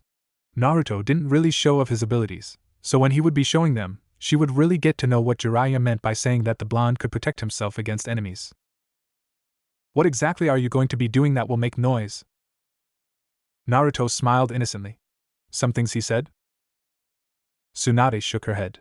She couldn't go there by herself, but she would send someone over to watch the blonde. Training Ground 44. The forest did have its frightening moments, but it wasn't anything that scared the adults away. There were some dangerous animals that could take on a genin and butcher him to death, but for someone like him who has experienced battles, he would have slipped up for an animal to get the jump on him. The forest was nevertheless a good place to train. Naruto was standing in the middle of trees, Sage Mode already activated. He could not last forever in this mode, but there was a way through clones of making him go longer. There were no risks involved in the process even. Senjutsu was good for the body and mind, only if you knew how to use it. Other people who tried to absorb this chakra for their use would turn into frogs. One thing he enjoyed about Senjutsu was the heightened senses. Even now, he could sense the chakra signatures of those people watching him. He didn't need to count them because at this stage, he just wanted to test his limits and work on his endurance when using Sage Mode. After stretching his muscles, Naruto held out his right hand. On the palm of his hand, a Rasengan began to form. The jutsu quickly took shape within a couple of seconds. It was when that it started taking another form. 4 wind blades stretched out of the jutsu and began to spin around the Rasengan. This created a different jutsu that made a screeching noise. It wasn't just the noise that made it seem dangerous, but the amount of power oozing from it as well. Once his jutsu was formed, Naruto held it carefully and searched for a target. On his left, there were a couple of trees bundled together. Without any thought running through his head, Naruto took a single step towards the trees and then another before hurling the powerful jutsu towards the trees. The blonde spun in air at blinding speed as he marched towards the trees, wind blowing along its direction. It didn't take long for the jutsu to hit the trees. Once the jutsu collided with the trees, it exploded into a powerful explosion that created a large dome of powerful wind gusts that tore through the trees caught within the explosion. The trees caught within were shredded into pieces by the rotating blades. Naruto didn't need to cover himself from the gusts of wind along with the debris that was flying all over. The blonde Uzumaki created a clone before jumping away from the Kage Bunshin. While still in air, Naruto twisted around to face the clone. He held out his right hand with his eyes firmly on the clone. A Rasengan began to form on the palm of his hand, but it wasn't the normal jutsu. This one was massive in size, and yet Naruto still held it gracefully as gravity pulled him down. The moment both his feet touched the ground, he once again took off like a bullet, lunging toward the clone his eyes were carefully watching. When Naruto reached the clone, he attempted to slam the massive Rasengan into the clone, but it did a quick jump to avoid him, and Naruto slammed the jutsu onto the ground, causing a large explosion that tore through the ground, creating a large crater. While still in midair, the clone held a hand seal, facing Naruto. Futon, Shinkajoku. The clone exhaled several air bullet-like wind chakra towards Naruto in high speed. The jutsu was traveling at such a speed that it would make it almost impossible for one to dodge them all. Seeing the incoming attack, Naruto was quick respond. His speed may have increased because senjutsu, but the clone was still using the same chakra as him. A mistake could see him with a couple of holes in his body. The blonde held out his right hand. Sage Art, Wind Reflector. Naruto exhaled dense wind chakra from his mouth. The wind quickly took the form of a large shield in front of him. It formed within seconds, and was partly visible even to the naked eye because it wasn't pure wind but wind chakra. When the jutsu released by the clone collided with his shield, the jutsu bounced back to the clone, double the speed. Taking into the account that the original jutsu was already difficult to dodge without being hit, a reflection of it with double the speed made it impossible for the clone to dodge. It hadn't even seen anything when the bullets drilled through its body before it turned into a puff of smoke. Sensing chakra movement, Naruto twisted around to see what was attacking him. He didn't have a problem with the people attacking him at this moment because he could use someone who could be the object to take out his frustrations. A large black and white tiger was in midair, lunging towards him with its teeth bared and paws ready to slash across his face. Naruto's mask didn't change as he raised his right hand toward the tiger. He waited until it got closer. When it was just inches away from his hand, he flicked his index finger, muttering a few words. The tiger exploded into blank ink a second later. Naruto raised an eyebrow when the ink started falling on him. It started spreading as if it were alive. It was then that he recognized a formula within the ink. He might not be a sealing master, but he had enough experience with seals to recognize a sealing technique when he saw it. The blonde looked up when Danzo flashed into view along with his agents, Sai along with him. "Are you sure the seals will hold, Sai?" Danzo asked calmly as he watched the still Naruto. "Yes, it should seal off the Kyuubi's chakra as well as his chakra." "Good," Danzo said, but didn't say a word to Naruto as he removed the bandages around his forehead, revealing a Sharingan on his right eye. "Uzumaki Naruto, you shall become my weapon from today, henceforth." Naruto didn't have any experiences with Danzo, but Jiraiya had warned him when he was telling him about the dark side of Konoha. The Sannin hadn't been wrong to warn him of the Warhawk. Sai had been brought into Team 7 in order to spy on him, and now that the teen has done so and brought some valuable information, the man was trying to make him his weapon. It was ridiculous. He had much to achieve in this world to be turned into a mere weapon of Danzo. The man was up to no good and Naruto wasn't going to allow himself to be used like that. He had his dreams and this man would not stand in the way, no matter what. "Naruto, if you're not going to kill him, we need to get out of here. I'm getting a bad vibe about this." He could never mistake the Sharingan's intent to cast Genjutsu on him. He had been in the same situation not once but twice and he would not be manipulated by those cursed eyes the third time. He was even willing to pump chakra worth 6 taels for Naruto's usage just for him to wreck Danzo. He would not forgive those cursed eyes, or as Madara put it simply, blessed eyes. If Naruto was controlled, he would also fall in the same shoes. This time around, he was going to avoid it because this time around, he could do something about it. "I'm getting that feeling as well," Naruto responded calmly. He had trained hard enough to sense malicious feeling. Besides, some battles were not determined by firepower alone, but some surprises could tip the scales. Naruto may perhaps have the most explosive firepower than anyone in the Hidden Leaf because of his hosting of the Kyuubi, but that didn't make him the most powerful shinobi. He was miles off from being the most powerful, and even those not Jinchurikis could still make fun of him in battle. Experience counted.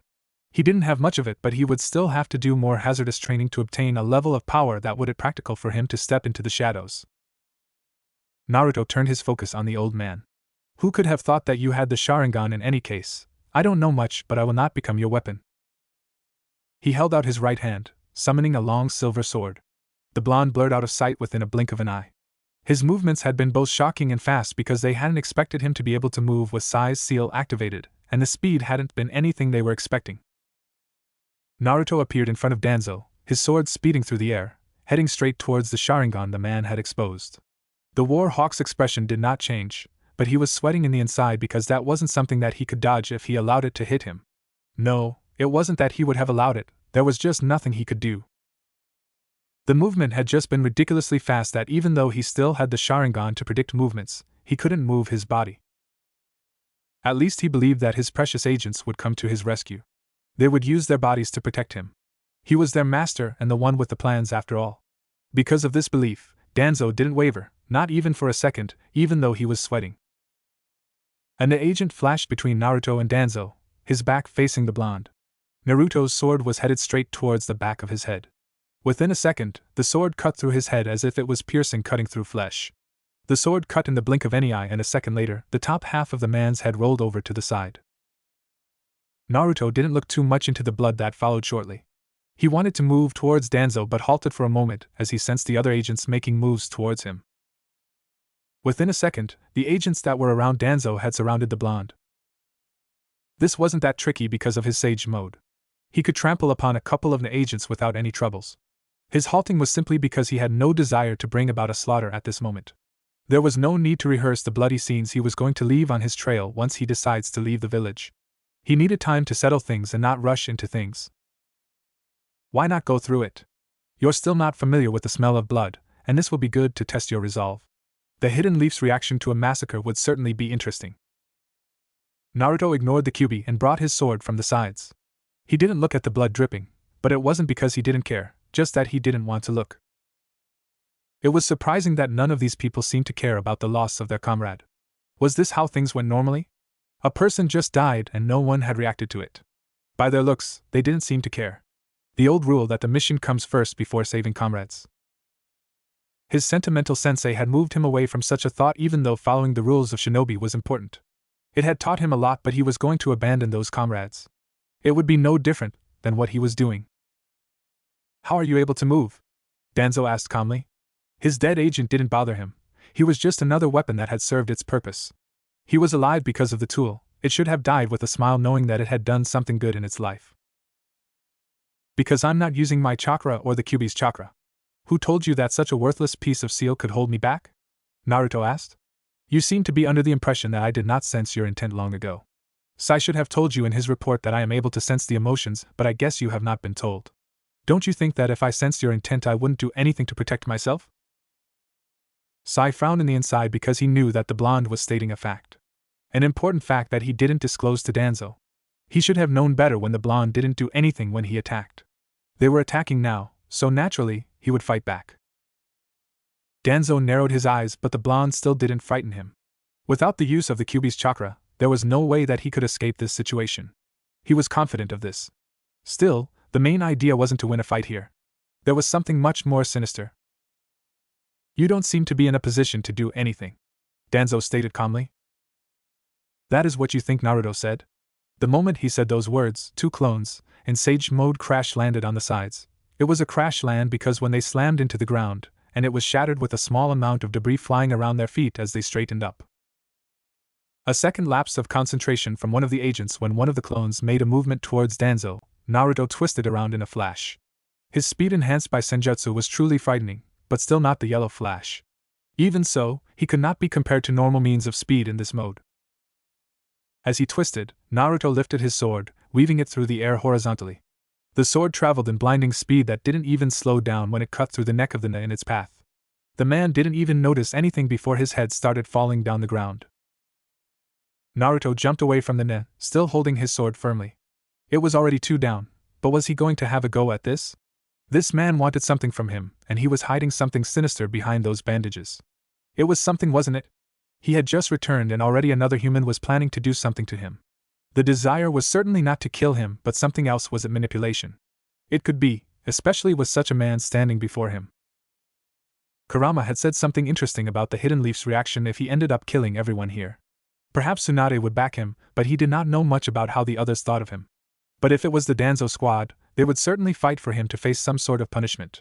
Well, Tsunade would have the final say in everything. Whilst the blonde was still lost in his thoughts, the Foundation Umbu surrounded him once more once his clones dispersed, having served their purpose of distraction. Naruto cleared his thoughts and turned his attention on his surroundings. People who did not have good intentions towards him surrounded him. The motive may not be to kill him, but it was certainly not going to be good for him, and it didn't mean they would not break a couple of his bones if he resisted the charge.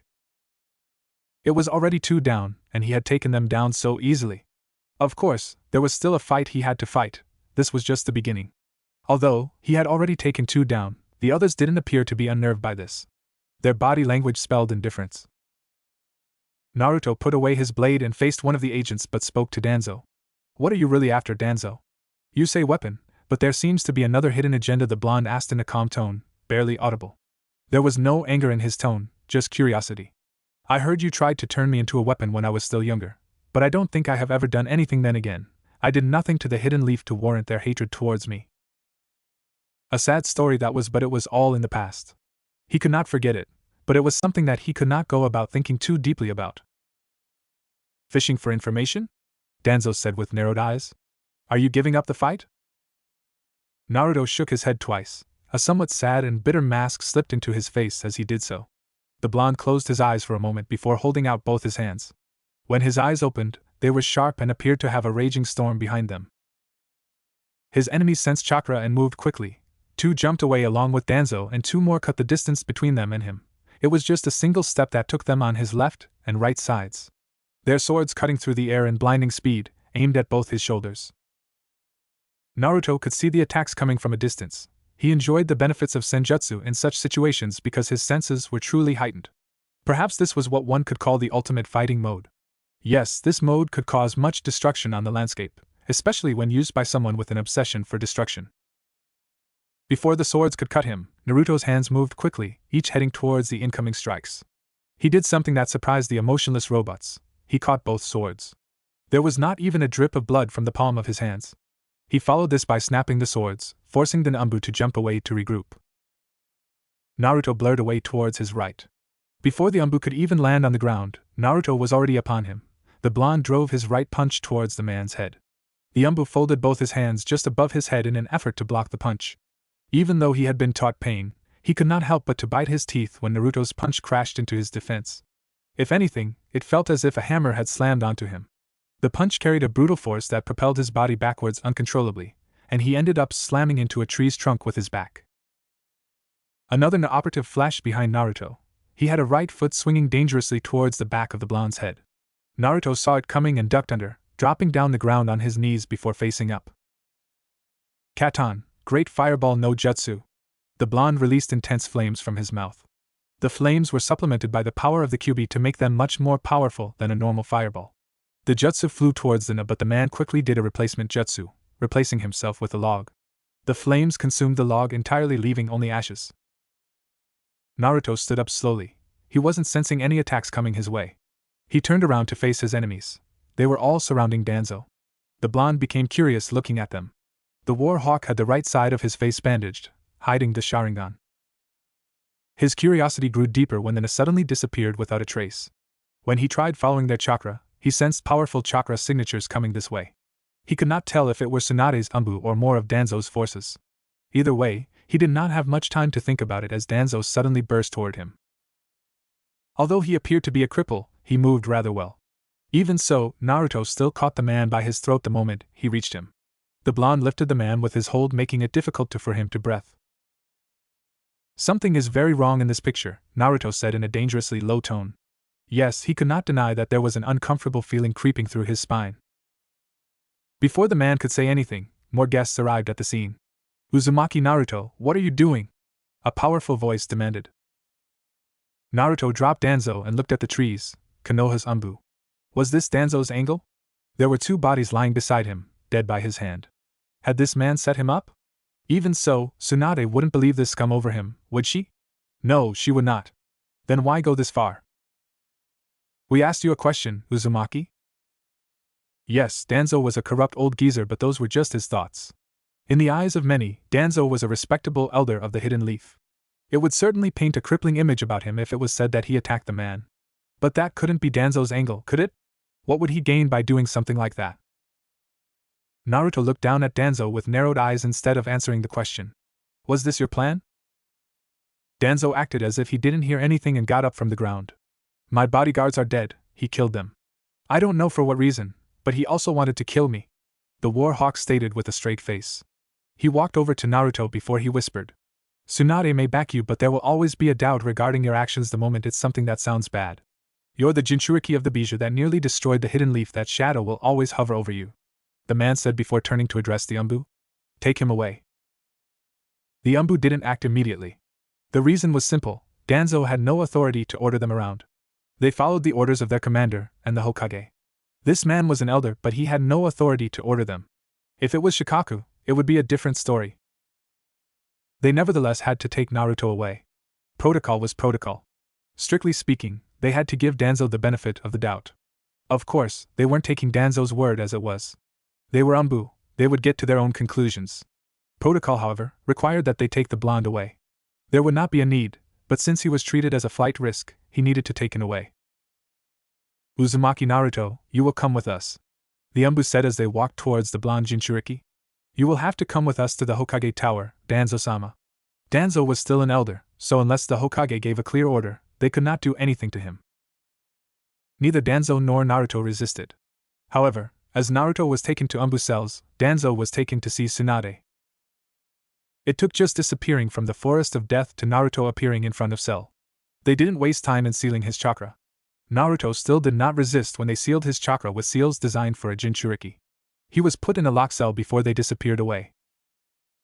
Naruto looked around the gloomy cell for a moment before shaking his head. He walked over to the wall facing him and settled down in a meditative posture with his face facing the bars ahead. Well, I didn't expect things to end up this way, Kurama said calmly. He wasn't the least concerned that the blonde had his chakra sealed. What surprised him was that from being attacked, they now ended up in a chamber of horrors, for humans at least. Perhaps they wouldn't be in this situation if Naruto had been a little smarter. Nothing would come out of reminding the blonde that except for amusing himself. Jiraiya did warn me against the man. It is unexpected, but I had been warned that he was dangerous. Naruto responded calmly. I guess the ball is in Tsunade's hands now. You think that woman will release you? Naruto nodded. She knows me well enough, and if Jiraiya was true, she wouldn't believe anything Danzo says about me. Do you trust her that much? Naruto nodded. Do not be disappointed when she doesn't. You of all people should know humans could never be trusted. When they start thinking twice, they will stab you in the back. We are even in this situation because of humanity's greed and treachery. That man wants my power. I can tell. I'm not deeply concerned about the treachery, Naruto said with a shrug. What worries me is how is this going to work for him? If he did his research, he should know that Tsunade would back me up at any day, so why do it? Is he planning something else? You'll know soon enough, Kurama said before closing his eyes. Meanwhile, Hokage's office. Tsunade had a murderous glare on her face as she stared at Danzo. The Umbu had told her what they had seen and what the elder had said to them. Naruto hadn't responded to their question, nor had he denied anything when Danzo said he was attacked. The Godane dismissed the Umbu. She really wished that Jiraiya was present in the village, but her former teammate had left, and if she doesn't send him a message, he wasn't likely to come back soon. He needed to be back in the village for Naruto's sake. This was a bad thing for Naruto, especially with his history. She hadn't thought that Danzo would make a move on Naruto in this fashion though. She had hoped that nothing bad would happen, but who was she kidding? Nothing ever went according to plan in this world. Things were always moving in another way, nothing ever going according to plan.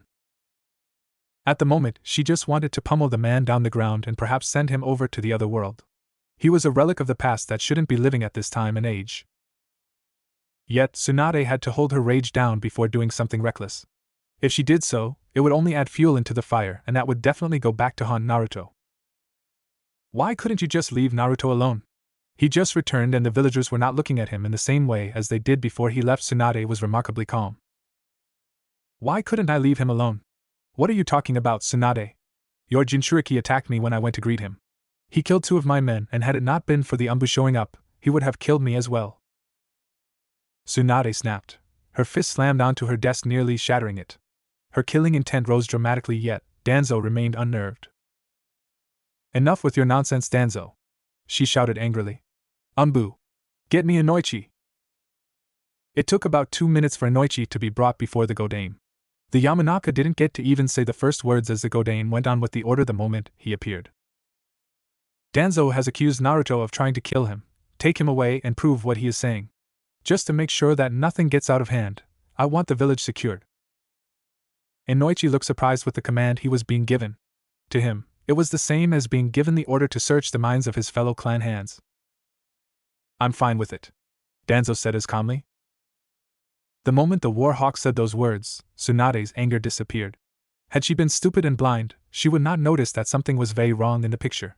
The fact that Danzo was willing to allow Inoichi to get into his head was seriously troubling. It spelled danger, and for a moment she thought of allowing the man to walk free, but her curiosity got the best of her. Take him away, Inoichi. I want a response as soon as possible, Tsunade said. Hi, Hokage-sama. Inoichi managed some resolve before accompanying Danzo to the torture and intel division. Once they were gone, Tsunade settled in tense silence, trying to understand the situation. If Danzo was going willingly, there was no option of his root in trying something funny. Even so, this was a serious problem in itself. She really needed Jiraiya in case something bad happens. What if Inoichi finds information that incriminates Naruto? Would she willingly disregard that and execute Danzo instead? In any case, she just needed to ensure that this stayed a secret that would only be known to Umbu. Yes, an S-rank secret that would protect Naruto against anything Danzo might have planned. She could just order Inoichi to seal the report and free both Danzo and Naruto. Later, Umbu cells. Naruto's eyes opened slightly as he sensed a presence before the cell. The infamous Ibiki was standing before his cell. He could remember the man from the Chunin exams, but aside from that, the man was known for his torturing skills. Fearsome skills, he could say. Pain wasn't something that Naruto feared. He had experienced enough of it. Bodily harm was nothing, emotional pain was the one had to fear. Even so, Naruto didn't think that things would go that far. If it isn't the gutful brat from the Chunin exams, Ibiki said with a smile.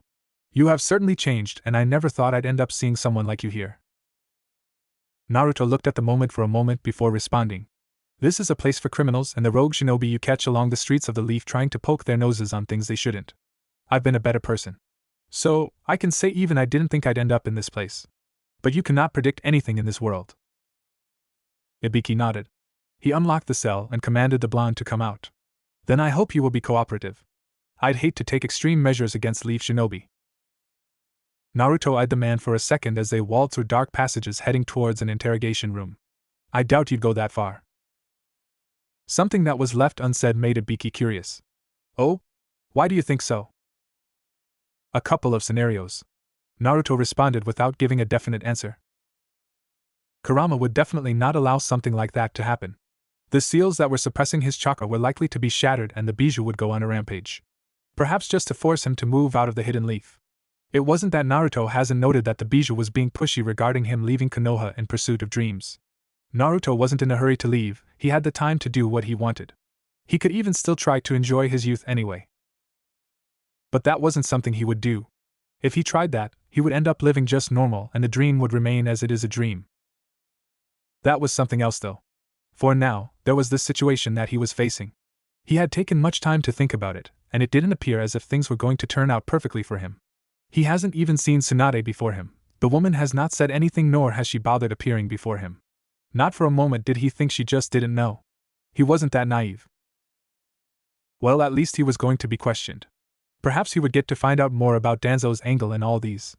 The man had said he was going to make him his weapon, but that was something he hadn't been able to fully understand because he could not solve the how in the equation. I hope those aren't the responses you will be giving me, Ibiki said as he opened the door to the interrogation room. Naruto entered quietly and sat himself on a small chair. Ibiki faced him with an expressionless mask on his face and a dose of killing intent for measure. For a moment, Naruto felt amused. Was this supposed to make him fearful of the man? Does something amuse you? Ibiki asked in a hardened tone. He didn't like it when his subjects had that look before him. Then again, they only wore it now, but when things got tough, they would be screaming and pissing on themselves while spilling the beans. No offense, but you people were frightening back then, Naruto said with a shake of his head. Your killing intent, it does nothing. The man raised his intent to levels that would have made even a low join uncomfortable, yet Naruto didn't even twitch. Even if you raise it to its limits, it's not going to change anything. You're still just a human. I have been exposed to murderous intents of the bijou I host. Well, I don't need to tell you how frightening it is considering that you were very much active back then. Mentioning the Kyuubi was no means an attempt to make the man uncomfortable. The bijou was likely even to raise suspicions about him and his connection with the bijou. People would certainly become nervous if they knew he spoke to the bijou quite often. Nevertheless, Naruto wasn't going to keep from mentioning the bijou because some people couldn't accept it. Ibiki had his eyes narrowed as he responded. That is a night that not one is fond of. There were many people who died on that day. It was night that changed my fate because I was used as a sacrifice to contain the bijou. I became a substitute to the villagers, Naruto said before shaking his head. I'm ready when you are, Ibiki-san, Naruto said with a small smile. Ibiki nodded. They ought to begin with the interrogation. Talking about things that didn't matter in this case would not solve anything. Naruto was brought here for a reason. The Godame Hokage had brought him here to conduct an investigation without knowing much what was happening with Danzo. He wasn't to know anything but just try to find out what happened by speaking with Naruto and draw a conclusion. I'm only going to ask you a couple of questions and I would appreciate it if you tell me the truth. The moment I realize you are lying to me, I will use other methods. Do you understand what I mean by that? Naruto nodded. Torture, he said. Good, Ibiki said with a smile. Now, tell me what happened. Start from the beginning. Naruto appeared thoughtful for a moment before responding. I was home before being summoned to the Hokage office. The Godame wanted to ask a couple of personal questions regarding my well-being. We talked and before I left, I told her that I was going to the Forest of Death to release my thoughts. I had informed her that it would be noisy. As I was busy with my training, Danzo appeared with a couple of more shinobi, along with my new teammate Sai. The teammate attempted to bind me with a seal, but I was using senjutsu, so I broke through those seals. Before that, Danzo stated that he wanted to make me his weapon. I don't know what happened, but I attacked. Killed two with my sword, but then the others disappeared without a trace, leaving me with just Danzo. He charged and I grabbed him by the throat. That was when the Umbu appeared. Did he just leave out the part about Danzo's Sharingan? Naruto was surprised at how he was able to leave that out without blinking an eye. Ibiki took a couple of notes before staring at the blonde deeply. Make you his weapon? What do you think he meant by that? I don't know. I tried asking, but he didn't respond to the question. But considering that he attempted to seal my chakra, I can only guess that it involved trying to brainwash me. Naruto said he didn't seem to believe the brainwash part, a fact that Ibiki didn't miss. Are you aware that he did try to get you to be trained by him when you were younger so that you could become the perfect weapon for the Hidden Leaf? Jiraiya did warn me about him, so I wouldn't find it hard to believe. The power of the Kyuubi is something attracting to people who are obsessed with power. They would not waste time doing anything to get their hands on it, Naruto said, a bit indifferently. Ibiki took note of the indifference before asking his next question. Who was the first to attack? From what you said, it doesn't appear as if even though they had attempted to seal your chakra, they attacked first. I surprised them by attacking first when it became obvious to me what they meant. No good intentions, Naruto said calmly. At that point, not attacking when the opportunity had presented itself would have been a mistake on my part, and I may have regretted it.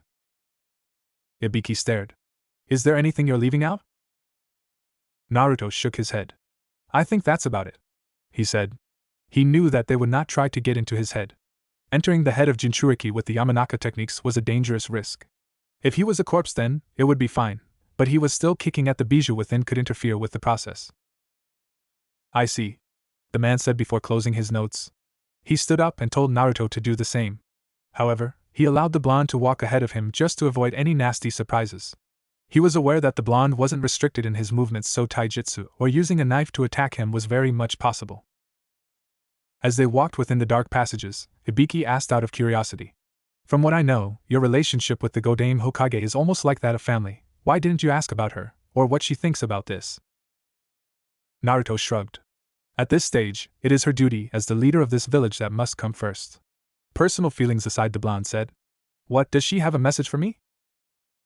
Yes, Ibiki said with a nod. She said you must hold on as she tries to conduct things professionally. Most prisoners are usually bound so that they can't even move, but you have your full mobility. Well, there hasn't been any need since you didn't even fight when the Umbu brought you here. I hope you will continue to behave. Naruto smiled. I have manners, he said. Ibiki returned the smile. Yes, says the brat who used to paint the Hokage monument, he said before locking the blonde once more. Once Ibiki was gone, Naruto settled into a meditative pose once more. You mentioned some things you shouldn't have mentioned, Kurama was quick to say the moment the blonde closed his eyes. I know, but I want to see how Tsunade will respond to it. Ibiki surely took notice of it. At this point, I just want to see how people react to this kind of things. Naruto responded calmly. For now, I will just have to wait and see what will happen. Foundation bases. Danzo could not be more satisfied than he was at his grand scheme. Everything had fell into place so smoothly he almost felt like giving himself a pat on the back for a job well done. Of course, he just remained expressionless in the face of a good worked plan bearing him much fruit. Tsunade wasn't much of a problem, at least now when he had all the cards in his hands. Yes, things have never looked so pleasant since the Sandaime Hokage came into power, denying him of his rightful place at the Hokage Tower. That mantle was his and he would not go away from this world without sitting on it. Naruto was the key around this time. The blonde had proved to be powerful. It pleased him massively. He had been a disappointment and a failure for a Jinchuriki before he left the village, but now he was proving his worth. Of course, that made him pleasing to the Warhawk. If he could get his hands on the Jinchuriki and paint him black, things would work out well for him. There would be no one to stand in his way with the power of the most powerful bijou. Tsunade wouldn't do anything, especially with the way he set up things. Any public action against him would result in a massive outrage from the villagers. They loved her, but they also resented the Kyuubi and by extension, Naruto. If his message strikes the hearts in the way he wants it, they would surely not accept it if he gets punished whilst the demon gets away with killing 2 innocent members of his unit. When Sai appeared before him, Danzo gave his instructions. You should stay away from the light, for now at least. Naruto is going to tell them everything and they will believe him without getting into his head. I believe that they would not carelessly enter his head knowing that he is a Jinchuriki. In any case, until things settle down and Naruto joins the dark side of things, you will no longer involve yourself in Team 7, Danzo stated calmly. I do, however, have a mission for you. Sai merely waited patiently. He would move when the man before him commanded. He was but a tool after all. With how things were now, he doubted there was even going to be a Team 7. Sasuke didn't look like he was going to come back, and with things their way they were, Naruto could not live within the light freely. He would have to be somewhere he could not be seen by the villagers, such as in Umbu. I cannot allow Orochimaru to take Sasuke's body. He hasn't been forthcoming about the Uchiha's growth, but I have been hearing some things. You are to go to a location you will be given to meet with someone from Orochimaru for an exchange of information. Once that is done, send a message back and try to locate Sasuke. Don't go in, locate him, observe and then return. Hi, Danzo-sama. What was left now was what? Yes, Jiraiya was going to come up with something and no doubt Tsunade wouldn't let this go. She might not do anything now, but she will try to do something. He had to find a way to go around that. But before that, he needed to make sure that the Kyuubi was firmly in his control. Perhaps using Shusui's eyes now was even better. If he had used it back then, there would have been a lot of questions about the change in the blonde's decisions and associations, but with everything around him crumbling, things could work out for him. Thinking of the Sharingan, it was something that the blonde hadn't mentioned it to Ibiki, was it? If he had suggested so, Tsunade would have had her Umbu try to remove the bandages on his head. Of course, if things had come to that, they wouldn't have found anything because he had accounted for that in his planning. Well, it didn't matter anyway. This just meant that the Uzumaki wasn't hopelessly foolish. Hokage office. It was already late at night, but Tsunade was still sitting in her office trying to make sense of everything that has happened today. Inoichi had already brought his report and told her of Naruto just attacking Danzo. Of course, the man had other memories sealed. Inoichi probably saw what Danzo wanted him to see. It was disappointing and she could not draw out a conclusion concerning that report. Even Inoichi could not even draw a conclusion because the memories were blurred and try as he may, he couldn't get anywhere. She was forced to let Danzo go. Of course, her opinion was that Danzo had attacked Naruto. Whatever this was, Danzo had planned it all. There was no doubt regarding it. But what was she going to do with the man? She was still undecided on that, but what had made her day stressful was a rumor that started to fly about what had happened with exaggerations. Yes, small corners were saying that Naruto had gone on a rampage and killed an unknown number of Umbu, and nearly killed the elderly Danzo before he was apprehended by other Umbu. His absence from the streets, which he had been roaming over the past days because of his jobs, was because he was locked deep in Umbu cells. Tsunade hadn't been thrilled when her Umbu told her of those rumors. Hamura hadn't even made things easier by admitting it to be true to other corners, at least the part where Naruto attacked Danzo and killed his guards. The entire village didn't know about it, but by tomorrow night, everyone would be talking about. Of course, she blamed Danzo for this. It was his plan to try to get Naruto mistrusted once more. She couldn't even release him because of it. If the entire village started talking about it, it would become a problem. Naruto wasn't just an average shinobi. He was the Jinchuriki of the Kyuubi. For years, the villagers had hated him and cursed his existence.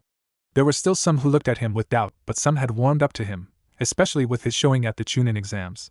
Even so, this rumor could snap everything back to where it was. Naruto was being controlled by the Kyuubi and was a threat.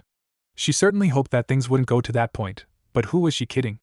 The thought of the Kyuubi made the villagers of this village turn off their humanity and become intolerable animals she could not stand. Still, Tsunade truly hoped that things didn't revert to back where they were. It would drive Naruto to a corner. They may not do anything to him, but the stares and looks of mistrust, Naruto would only be reliving the days of old. She didn't want that for Naruto. Not when she was leading the village. Could it be that Danzo had planned this? If Naruto was hated and forced to walk in the shadows just so he could escape the villagers, or perhaps he goes to a point where he becomes mentally unstable? If so, it was well played by the Warhawk. He could move in if Naruto allows the hatred to get the better of him. The increasing pressure on him would only make it possible for shouts for Naruto to be controlled and monitored because of the increased risk of his escape from Konoha. The Godame Hokage looked up to the door when she heard a knock. Ibiki walked into the office holding a file marked for the Hokage's eyes only. "You took your time," she said bit impatiently.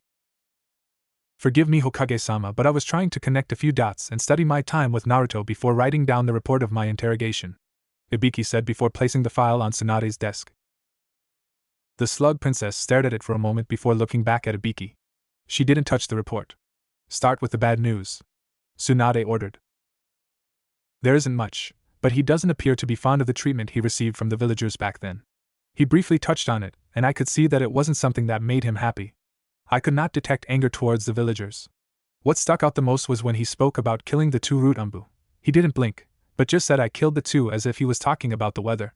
There was nothing in his eyes. From what I know, he isn't experienced in killing people. His lack of emotion to death makes me question his mental status. The good news is that what he told me wasn't lie. From my eyes of experience, I can say without doubt that his story is true, according to him at least," Ibiki said in a calm tone. "He was cooperative, and showed no signs of aggression. I believe him when he says that Danzo made the first move and said something about making him his weapon. Considering that it wouldn't be the first time he has made those intentions known, I don't find it hard to believe." That was at least some good news from a professional. Perhaps Naruto's testimony would fill in the blanks left out by Danzo. In any case, this was what she had expected. She had known that Naruto wasn't guilty of trying to kill Danzo. "Thank you, Ibiki. I will study your report and Inoichi's report before making a decision. I don't have to tell you that the contents of this report are not to be shared with anyone." "I understand, Hokage-sama," Ibiki said with a bow. "Good, you're excused." Ibiki turned away, but he suddenly stopped and spoke. "Hokage-sama, this isn't in the report, but there is something that Naruto left out about Danzo. I can't tell what, but there is something that he did not say. I thought if you spoke to him, perhaps he would tell you." Tsunade nodded and thanked the man once more. The Slug Princess didn't have the appetite to look into the report at the moment. What he had just said about Naruto, the bad, worried her. How could her Naruto, that naive little boy, kill without even blinking? Ibiki had said so. He hadn't displayed any emotion when he spoke about killing two of Danzo's root umbu. In any case, there hadn't been any need to kill them. He could have just disabled them. That has always been the case with him, hasn't it? Beat them until they could no longer stand. Perhaps it was time to fully accept what Jiraiya had said. Naruto was no longer the same. She had been struggling to accept what the pervert had said about Naruto not being the same as he was. The issue Ibiki had raised was a little extreme, so much more that she was worried about his mental state. For a Jinchuriki turning into a heartless killing machine, that was not wanted. It would raise fears. He certainly wouldn't become like Gaara, would he? Tsunade shook her head. Naruto wasn't like that. There had to be a reason. She nodded and looked at Ibiki's report. She went through it speedily, and was pleased when she finished reading it. There was nothing to worry about. She could consolidate the report into one, but now she had to worry about to handle that snake. Yes, she wasn't above using old information to throw him into a cell. However, knowing that Danzo would not willingly settle down, she had to plot wisely to ensure that his cronies were handled. That would be a long process that would involve dark arts, but she wasn't above taking such measures, especially when it dealt with that deceitful snake. Once Jiraiya was back, she would begin with the plotting. She should have done this long ago. Even her sensei should have done so. Midnight Umbu cells. You just step away from the village, and when you come back, it is already on its feet. What was just wrong with this village and the plotters? Kakashi had been shocked just learning that Naruto was in Umbu cells. He had thought someone was pulling a fast one on him, but it turned out to be true.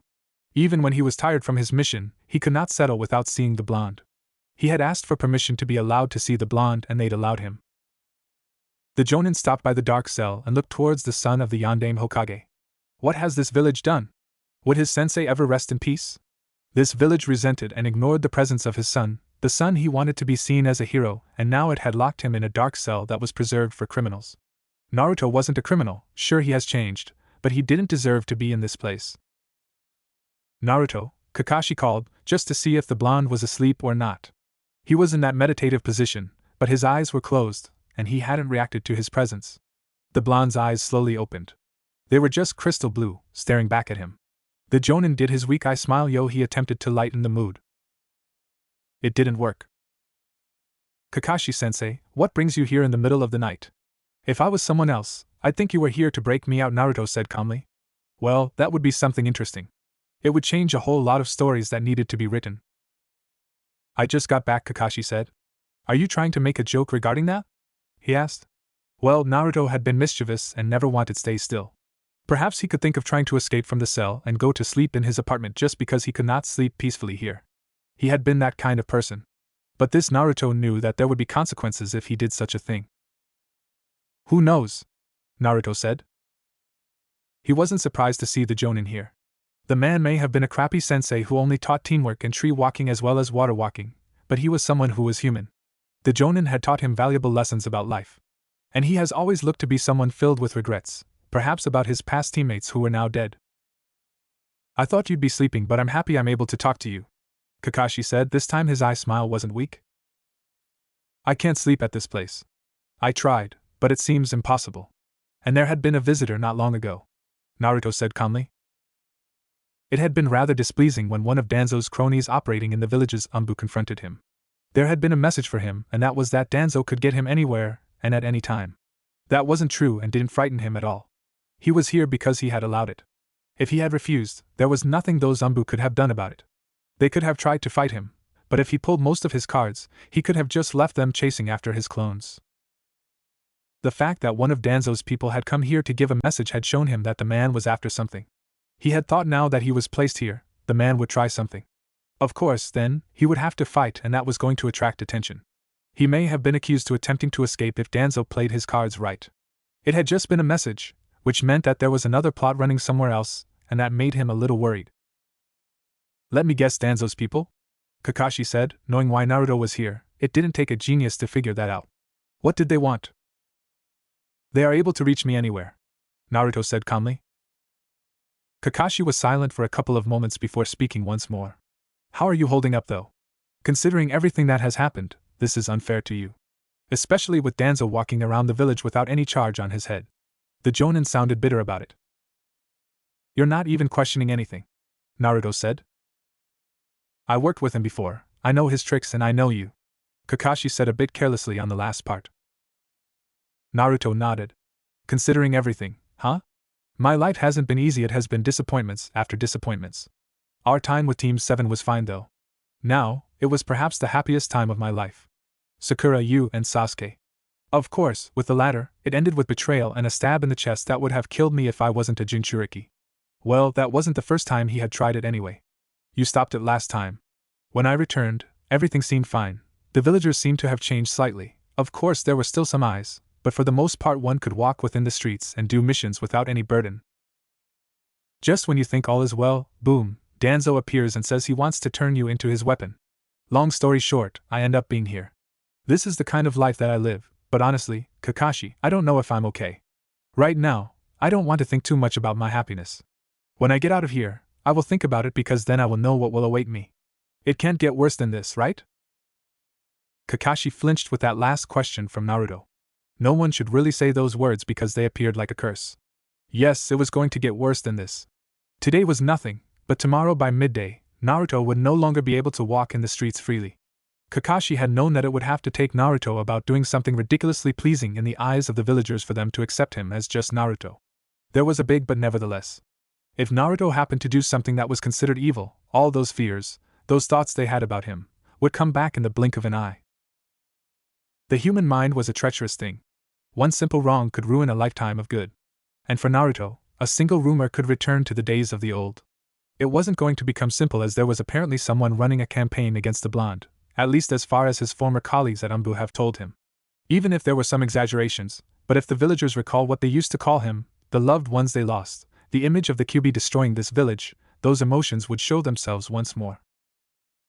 Had it been a couple of years ago, he wouldn't have had the guts to say it to Naruto, but there was no other choice here.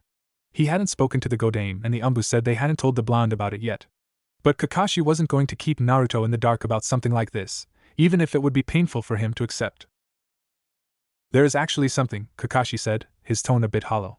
I haven't witnessed it myself, but the Umbu said after conducting some investigations, they found out that there was a rumor with some exaggerations running around the streets. It was a surprise to them, because only a few knew about the incident as Tsunade-sama had declared it an S-rank secret. Not even the clan heads were told about it. But somehow, it was doing rounds in the streets. Kakashi didn't have to spell it out what was being said. Naruto could make heads and tails. Yes, he had killed people, but they were probably looking at it as if it was some sort of taboo because he was a Jinchuriki of the Bijou that killed many that fateful night. They were exaggerating, but Konoha's people have always acted in such a manner. Naruto didn't find it surprising really. Did he really expect more from them? Maybe, but this was the reality of things. The fact that they had called him a demon brat when he was just a little boy showed him just how treacherous they could be. Naruto sighed disappointedly. These were the humans he wanted to save from the corrupt world of shinobi. What has the world really offered him? Well, it was because the world was in such a state that he could not live peacefully. Yes, he had to fight this world in order to change it. There have been people who say that the world was wrong simply because they wanted to push their agendas, but in this case, Konoha was well and truly wrong and he wasn't the only one who could attest to that. However, he was the only one who was going to do something about it. The bright color that had been in his eyes dimmed slightly before he responded with just 2 words. I see. I believe that Danzo was after this. If this pushes you into the darkness, it would be much easier for him to get his hands on you.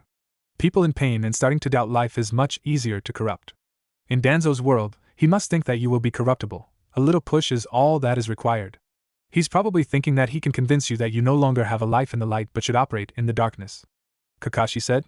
He didn't know what was coming over him to say all these. Perhaps it was that he was angered by this scheme from the Warhawk. He is rather good at this kind of tactics, Naruto said. If the rumor expands to the entire village, it is going to take me saving this village from complete destruction for them to see me in good light. The blonde sighed, shaking his head. Thanks for letting me know, Kakashi-sensei. I will think about it more along this sleepless night. Kakashi stared at Naruto for a long minute, trying to figure out what the blonde was thinking, but he could not think of anything. Well, Naruto has always been strong, unlike him. The Jonin shook his head. For a moment, he felt miserable at being unable to do anything. When things had been difficult, Naruto's father had been always with him. A pity, from what he heard, Jiraiya hadn't even told Naruto about his parentage. One of these days he was going to do it, but he figured it would be something that would only hurt the blonde more. Even so, it was still something that needed to be done. There was so much weight on this, Kakashi just felt like sitting by next to the bars, perhaps even doze off. He didn't even have any other story he could share with the blonde. Did it feel like he was abandoning the blonde by leaving him alone here? Sasuke was already gone. He didn't want to lose Naruto too. There had been blunders he made as the sensei of Team 7, but he was man enough to admit that. Of course, it didn't change anything, but he knew, and admitting it wasn't to make himself feel better. Naruto closed his eyes, seeing that Kakashi was having a debate within his head. I see that you have a lot to think about. You should go somewhere you will be able to think clearly, Kakashi-sensei. I also need to do my thinking. Because if I leave this place tomorrow, a whole new world will be awaiting me. I must be prepared to face that. Kakashi slowly nodded. Another weak smile graced his expression, but he did not move, not until a couple of minutes flew by. Once Kakashi slowly retreated, Naruto opened his eyes. A cursed life, huh? Just a day ago he was agonizing about the fact that he was going to betray his friends, and now he was being taken back to those miserable young days he had experienced in this village. His mind was a lot different now, and it felt as if he could get frustrated. But he knew, if he allowed such an emotion to grab him, he would learn to resent people, like murderously resent them. For the path he was going to take, it would be easy for him to get lost. He could not allow hatred to find a room in his heart. Perhaps he would have some stored away, but he would not allow it to control him. If he allowed such, he would certainly live with the regrets for the rest of his miserable life. It wouldn't be a bad thing if you get lost in that way, Kurama suddenly said. If tomorrow becomes unbearable and the villagers return to their ways, what would be the use of trying to create a better world for these people? No one would blame you if you thought of destruction rather than peace, the Bijou said. But I know you're not going to follow that path. Either way, humans are such despicable creatures. The bigger question though is, are they worth saving? I'm also a human, Naruto responded calmly. Perhaps my methods and the way I will take will let me take the mantle of God, but I will only be playing God. Well, not with the current power I have. I'm strong but not almighty powerful to take on an entire village. Of course, your power makes me ridiculously powerful, but I have yet to master the control of it. Before the journey even begins, I must bury myself into deep training. If you knew that, you shouldn't have even returned to this village. If you even leave now like this, no one will blame you. The villagers will be happy you're gone. You'd love to leave the village when there is a chance of freedom, Naruto said calmly. I will decide when to move. For now, I'm interested in understanding how these people think. Why would I want to save people when I do not even understand them? You execute jutsu flawlessly when you know everything about it and are a master of its element. I must know more and understand more before I start acting like a god, well, at least to myself. To this village, just the demon they knew I was. Tsunade stood still in front of the bars, keeping Naruto locked up. There were so many things that the mischievous Naruto could have done whilst he was here. Most would be fueled by stupidity, and the thought that he hadn't done anything wrong. It was true that he hasn't done anything wrong, but he was being mature enough to keep calm throughout this issue. Someone would have raised hell about the injustice being done to him. Tsunade thanked Naruto for his handling of the situation. She could have done better to ensure that he doesn't end up locked up in the cell, but she had been worried more about the future implications of any issue being raised by this little hassle from that corrupt old fox. If anything, the Godame wanted to grab him by the throat and snap his neck just for being alive. She would at least give it to Danzo that he hasn't come this far by being stupid. Her sensei could have hanged him long time ago, but he didn't do anything. Tsunade could not understand why he didn't do anything, but she would not make the same mistake. If left alone, Danzo was just going to cause more troubles. Well, for Naruto, things couldn't get any worse than they have. It was still early morning, but she had seen the groups forming with people gossiping. Those were images that sent her gut into overdrive, but there was nothing she could do about it at the moment. She really did hope that no one confronted Naruto with this, but she was going to issue a statement denying the allegations about Naruto. Some sensible people would see the reason and stop hating on Naruto, but that wasn't something that one could bank on. Konoha's villagers have never been rational when it comes to Naruto and the Kyuubi. They were always quick to hate and judge. The slug princess smiled weakly towards Naruto, who stared back at her. Tsunade did not say the first word, but Naruto did. You sure took your time to see me, Tsunade-sama, Naruto said as he stood up. He did so slowly before stretching his muscles. Movement was restricted in this place, and that made him a little stiff. But I guess you are here to free me. Tsunade nodded, but she did not move to unlock the cell. You don't look too bad, she said in a weak tone. Naruto tilted his head to the side. The woman appeared to be hiding something, or perhaps as trying to ease into something difficult. If she wasn't here to free him, she was here to deliver bad news to him. That would be unexpected. From his conversation with Kakashi last night, he figured he would be released soon, and if Tsunade was going to come with bad news, that would change things. He had reached his tolerance limit. He wasn't going to stay here any longer, but it would depend on what the Godame Hokage was saying to him. If she was promising him something good, then he could tolerate this a little longer. He also knew that it wasn't safe here, knowing that Danzo could get to him at any moment he chose. I think I have had worse than this, Naruto responded in a measured tone. He did not voice his thoughts to the Godame. He waited on her. Tsunade's mood just seemed to worsen at that. It hasn't been a pleasant life, hasn't it? She asked sadly. From the emotional trauma you faced in the hands of the villagers to this. It is still remarkable that even after everything, you chose to fight to protect this village. If there was someone whose loyalty should never be questioned, it would be you. We are here. You are being accused of trying to kill Danzo.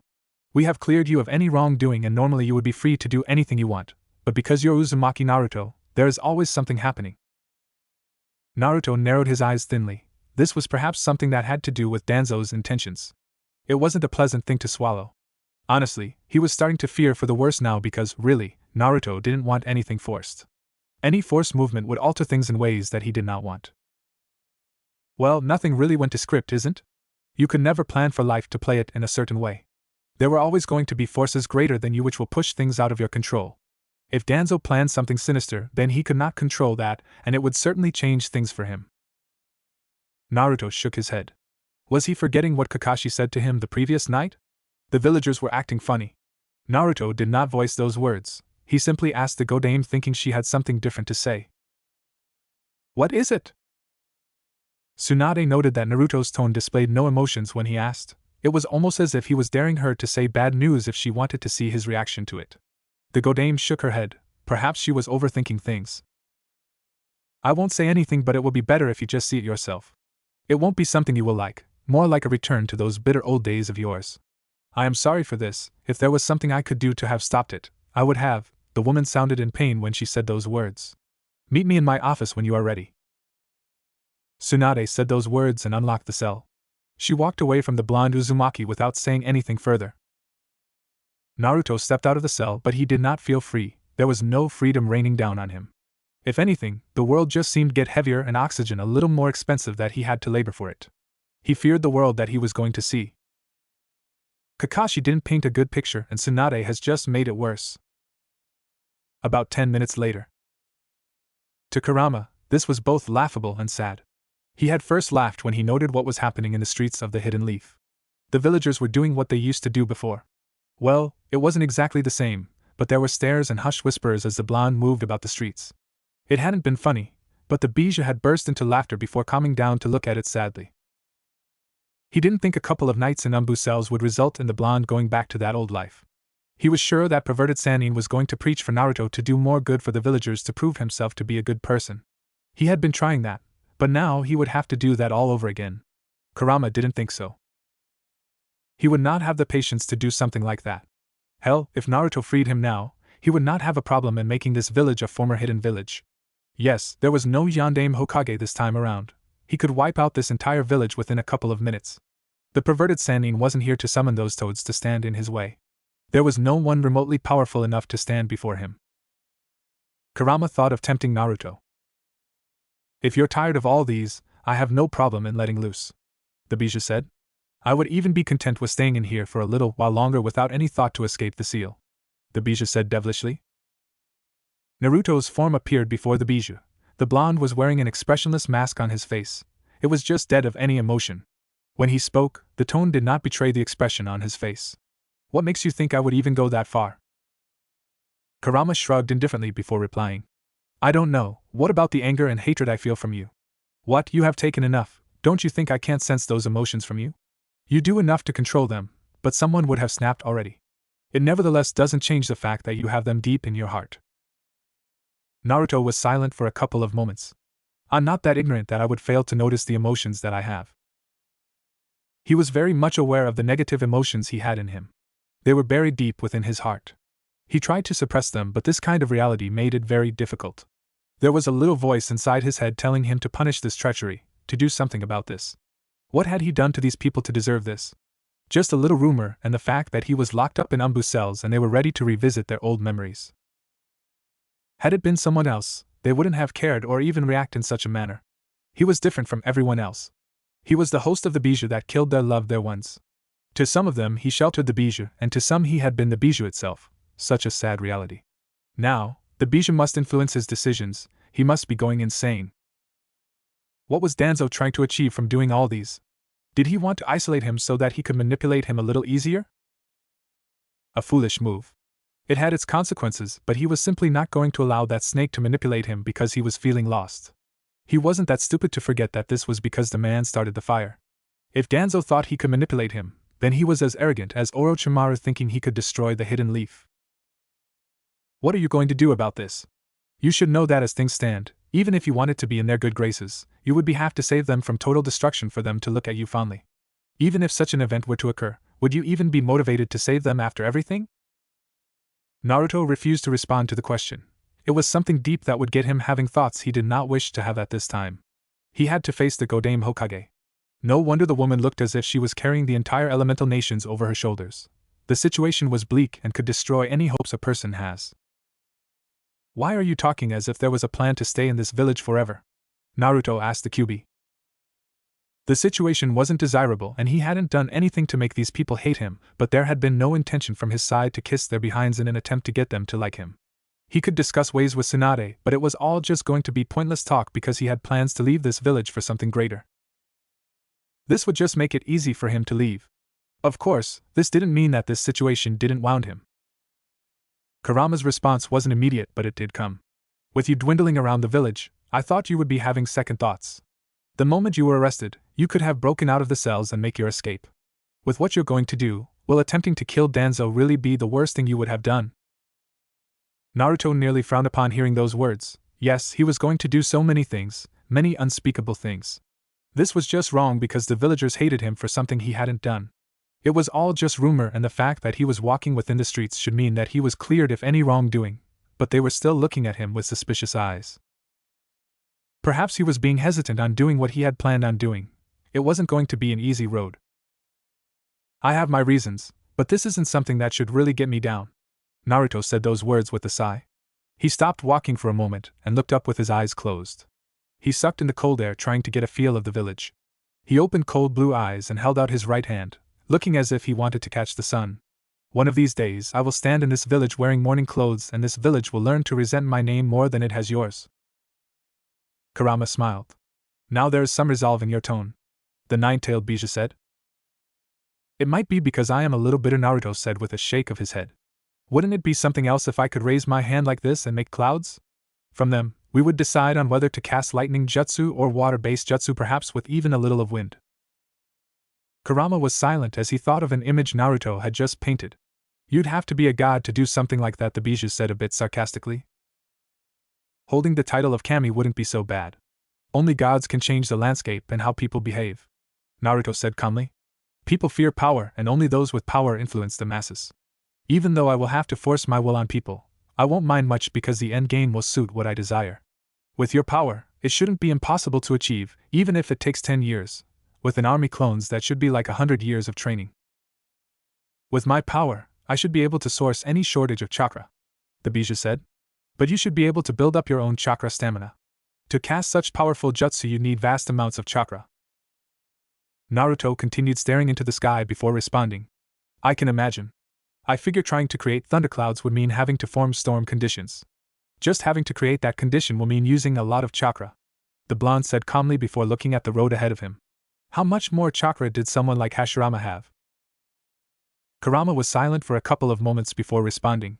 I have not met any human who has more chakra than a tailed beast. Naruto was surprised at this. He shook his head. Well, that is something we will think of doing once we begin the real training. He paused for a moment before speaking once more. The Godame is waiting for me. What are you going to discuss with her? Kurama asked. I don't know, Naruto said. Tsunade's office. Things may be bad, but at least Naruto had people who cared for him, Kakashi thought as he looked at the gloomy expression on Tsunade's face. There has never been doubt that the Godame Hokage cared for the blonde Uzumaki, but it was nevertheless refreshing to see it on her face at a time like this. Naruto was going to need people close to him to be there for him. He still had his friends, and they were good friends. Still, this was a dramatic turn of events. Danzo was always scheming something, but this time he had gone too far. Then again, where are the limits for the Warhawk? Didn't he commit treason by trying to get him to kill the Sandaime Hokage so that he could finally become Hokage? Tsunade-sama, Kakashi started in a very calm tone. I understand that Danzo has rallied the villagers against Naruto, and acting in the open might leave a door open for violence from the civilians. Most shinobi population don't even know the dark things that he is capable of doing, but it won't matter since you are the Godame Hokage. Why are not doing anything against him? The Jonin understood that being reckless would only cost them dearly. Kakashi didn't think that there's still shinobi who hated Naruto for what happened years ago. They were smart and understood things better, unlike the bitter villagers. Besides that, the shinobi have worked with the blonde Uzumaki, so they knew his personality by now. Tsunade didn't offer an immediate response, but when she did, her tone was low, yet it was very firm. Unlike the Sandaime, I will not leave Danzo to act as he pleases. At this age, there is no need for him to operate, and I will shut him down. Of course, I understand that he will not simply lie down if I choose to force the issue. It will be either fleeing or putting up a fight. I simply cannot allow things to spill in the open for the villagers to see everything. I'm displeased with them, but I cannot allow them to get caught in the crossfire of shinobi matters. Danzo will be dealt with, and we will do it in a way that erases his existence from this village along with the Foundation. Personally, I don't want anything to happen to his people. I would rather they fall under my command, but we know that Danzo teaches utmost loyalty to him, so I don't know if they will be able to switch should Danzo be killed.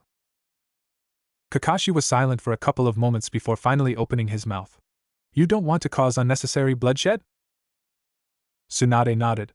I can't use the term innocent because I know there are things that they have done that can be considered treason. Saikanen just to spy on Naruto for Danzo. We knew that, but we didn't think that it would lead to such a situation. They are all guilty as their master.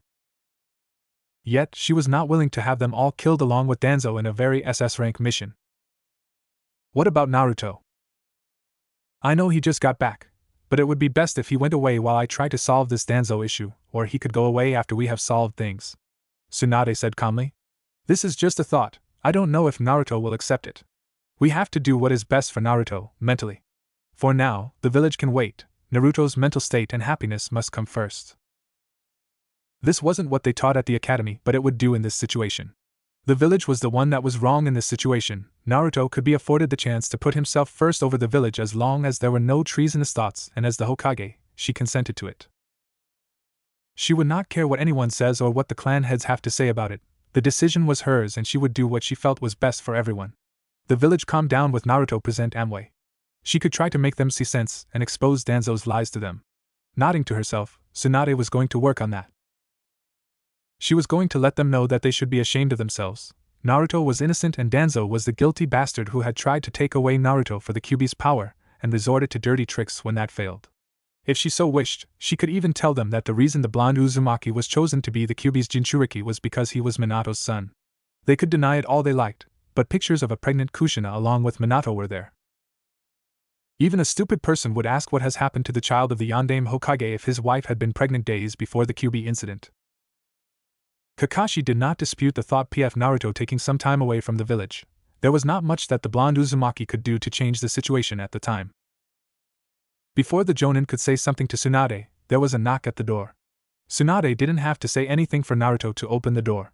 There was a bit of a chill air that swept into the office when the Uzumaki walked in. He didn't say anything though, but just settled on the free chair beside Kakashi. When no one said anything, Naruto spoke. I wasn't expecting to see you, Kakashi-sensei. Naruto said in a very calm tone. When you said things had changed, I thought it wouldn't be as bad as I had feared. Naruto said to Kakashi in a quiet tone. Well, it isn't as bad as it was last time around when walking around the streets was like walking inside a steam-hot pot. He didn't have to think on whether he could live with this situation because he wasn't going to live in this village for much longer. He was going to leave at any moment, even tomorrow or the moment he leaves this office. He could disappear from the Hidden Leaf for a couple of years. There was so much training that he had to do, and so much more he needed to learn. He didn't need to see his friends. Seeing them look gloomy over his situation would just make him feel miserable about leaving. He knew that they were going to have some second thoughts. They were going to look at this and only say it is because the villagers treated him in this manner that he decided to flee the Hidden Leaf. He could not avoid it though. Ideally, he would have liked to leave on better terms, but this was not what he expected. It wasn't going to change anything nevertheless. Kakashi quietly absorbed Naruto's words before thinking about the younger days of Naruto. The blonde had bravely walked around the Hidden Leaf even though most villagers held contemptuous thoughts about him. He hadn't minded, but just walked with a brave face, a wide grin, and didn't seem to care about anything in the world. But that statement now just revealed that he did care about things. There had been those lonely looks when the blonde was alone, those questions that the Sandaime faced when he went to visit Naruto in his apartment. There was no doubt though, Naruto had been happy in Team 7. They had been like a family. Kakashi cherished those memories and he was sure his blonde student held those memories more dearly than anyone else. It was perhaps the only part of his life that made him happy. What do you think about it? Kakashi asked, just to see how Naruto would respond. Naruto stared at Tsunade's eyes for a long minute. A sad smile flicked through his expression for a second before being replaced by a neutral look. It's really sad. I've never really given myself the moment to hate because I realized it wouldn't make me happy but much more miserable than I was. It turned out to be the right decision when I enjoyed my time in Team 7. Even at this stage, my thoughts are not mixed, but I cannot say that I hate the villagers for this. Perhaps I'm being cynical, but when it is coming from them, I don't think I should lose my sleep over it. That doesn't mean that I love every moment of this. Not at all. I don't even understand why they could go back so quickly. I don't want to understand. My thoughts of Danzo are different altogether. The words were a bit cold, but there didn't appear to be any dark thoughts lingering around the corner when the blonde spoke. Not even when he spoke of Danzo. Tsunade was curious. How could he not come to hate the villagers for this? Was he just ignoring the negative emotions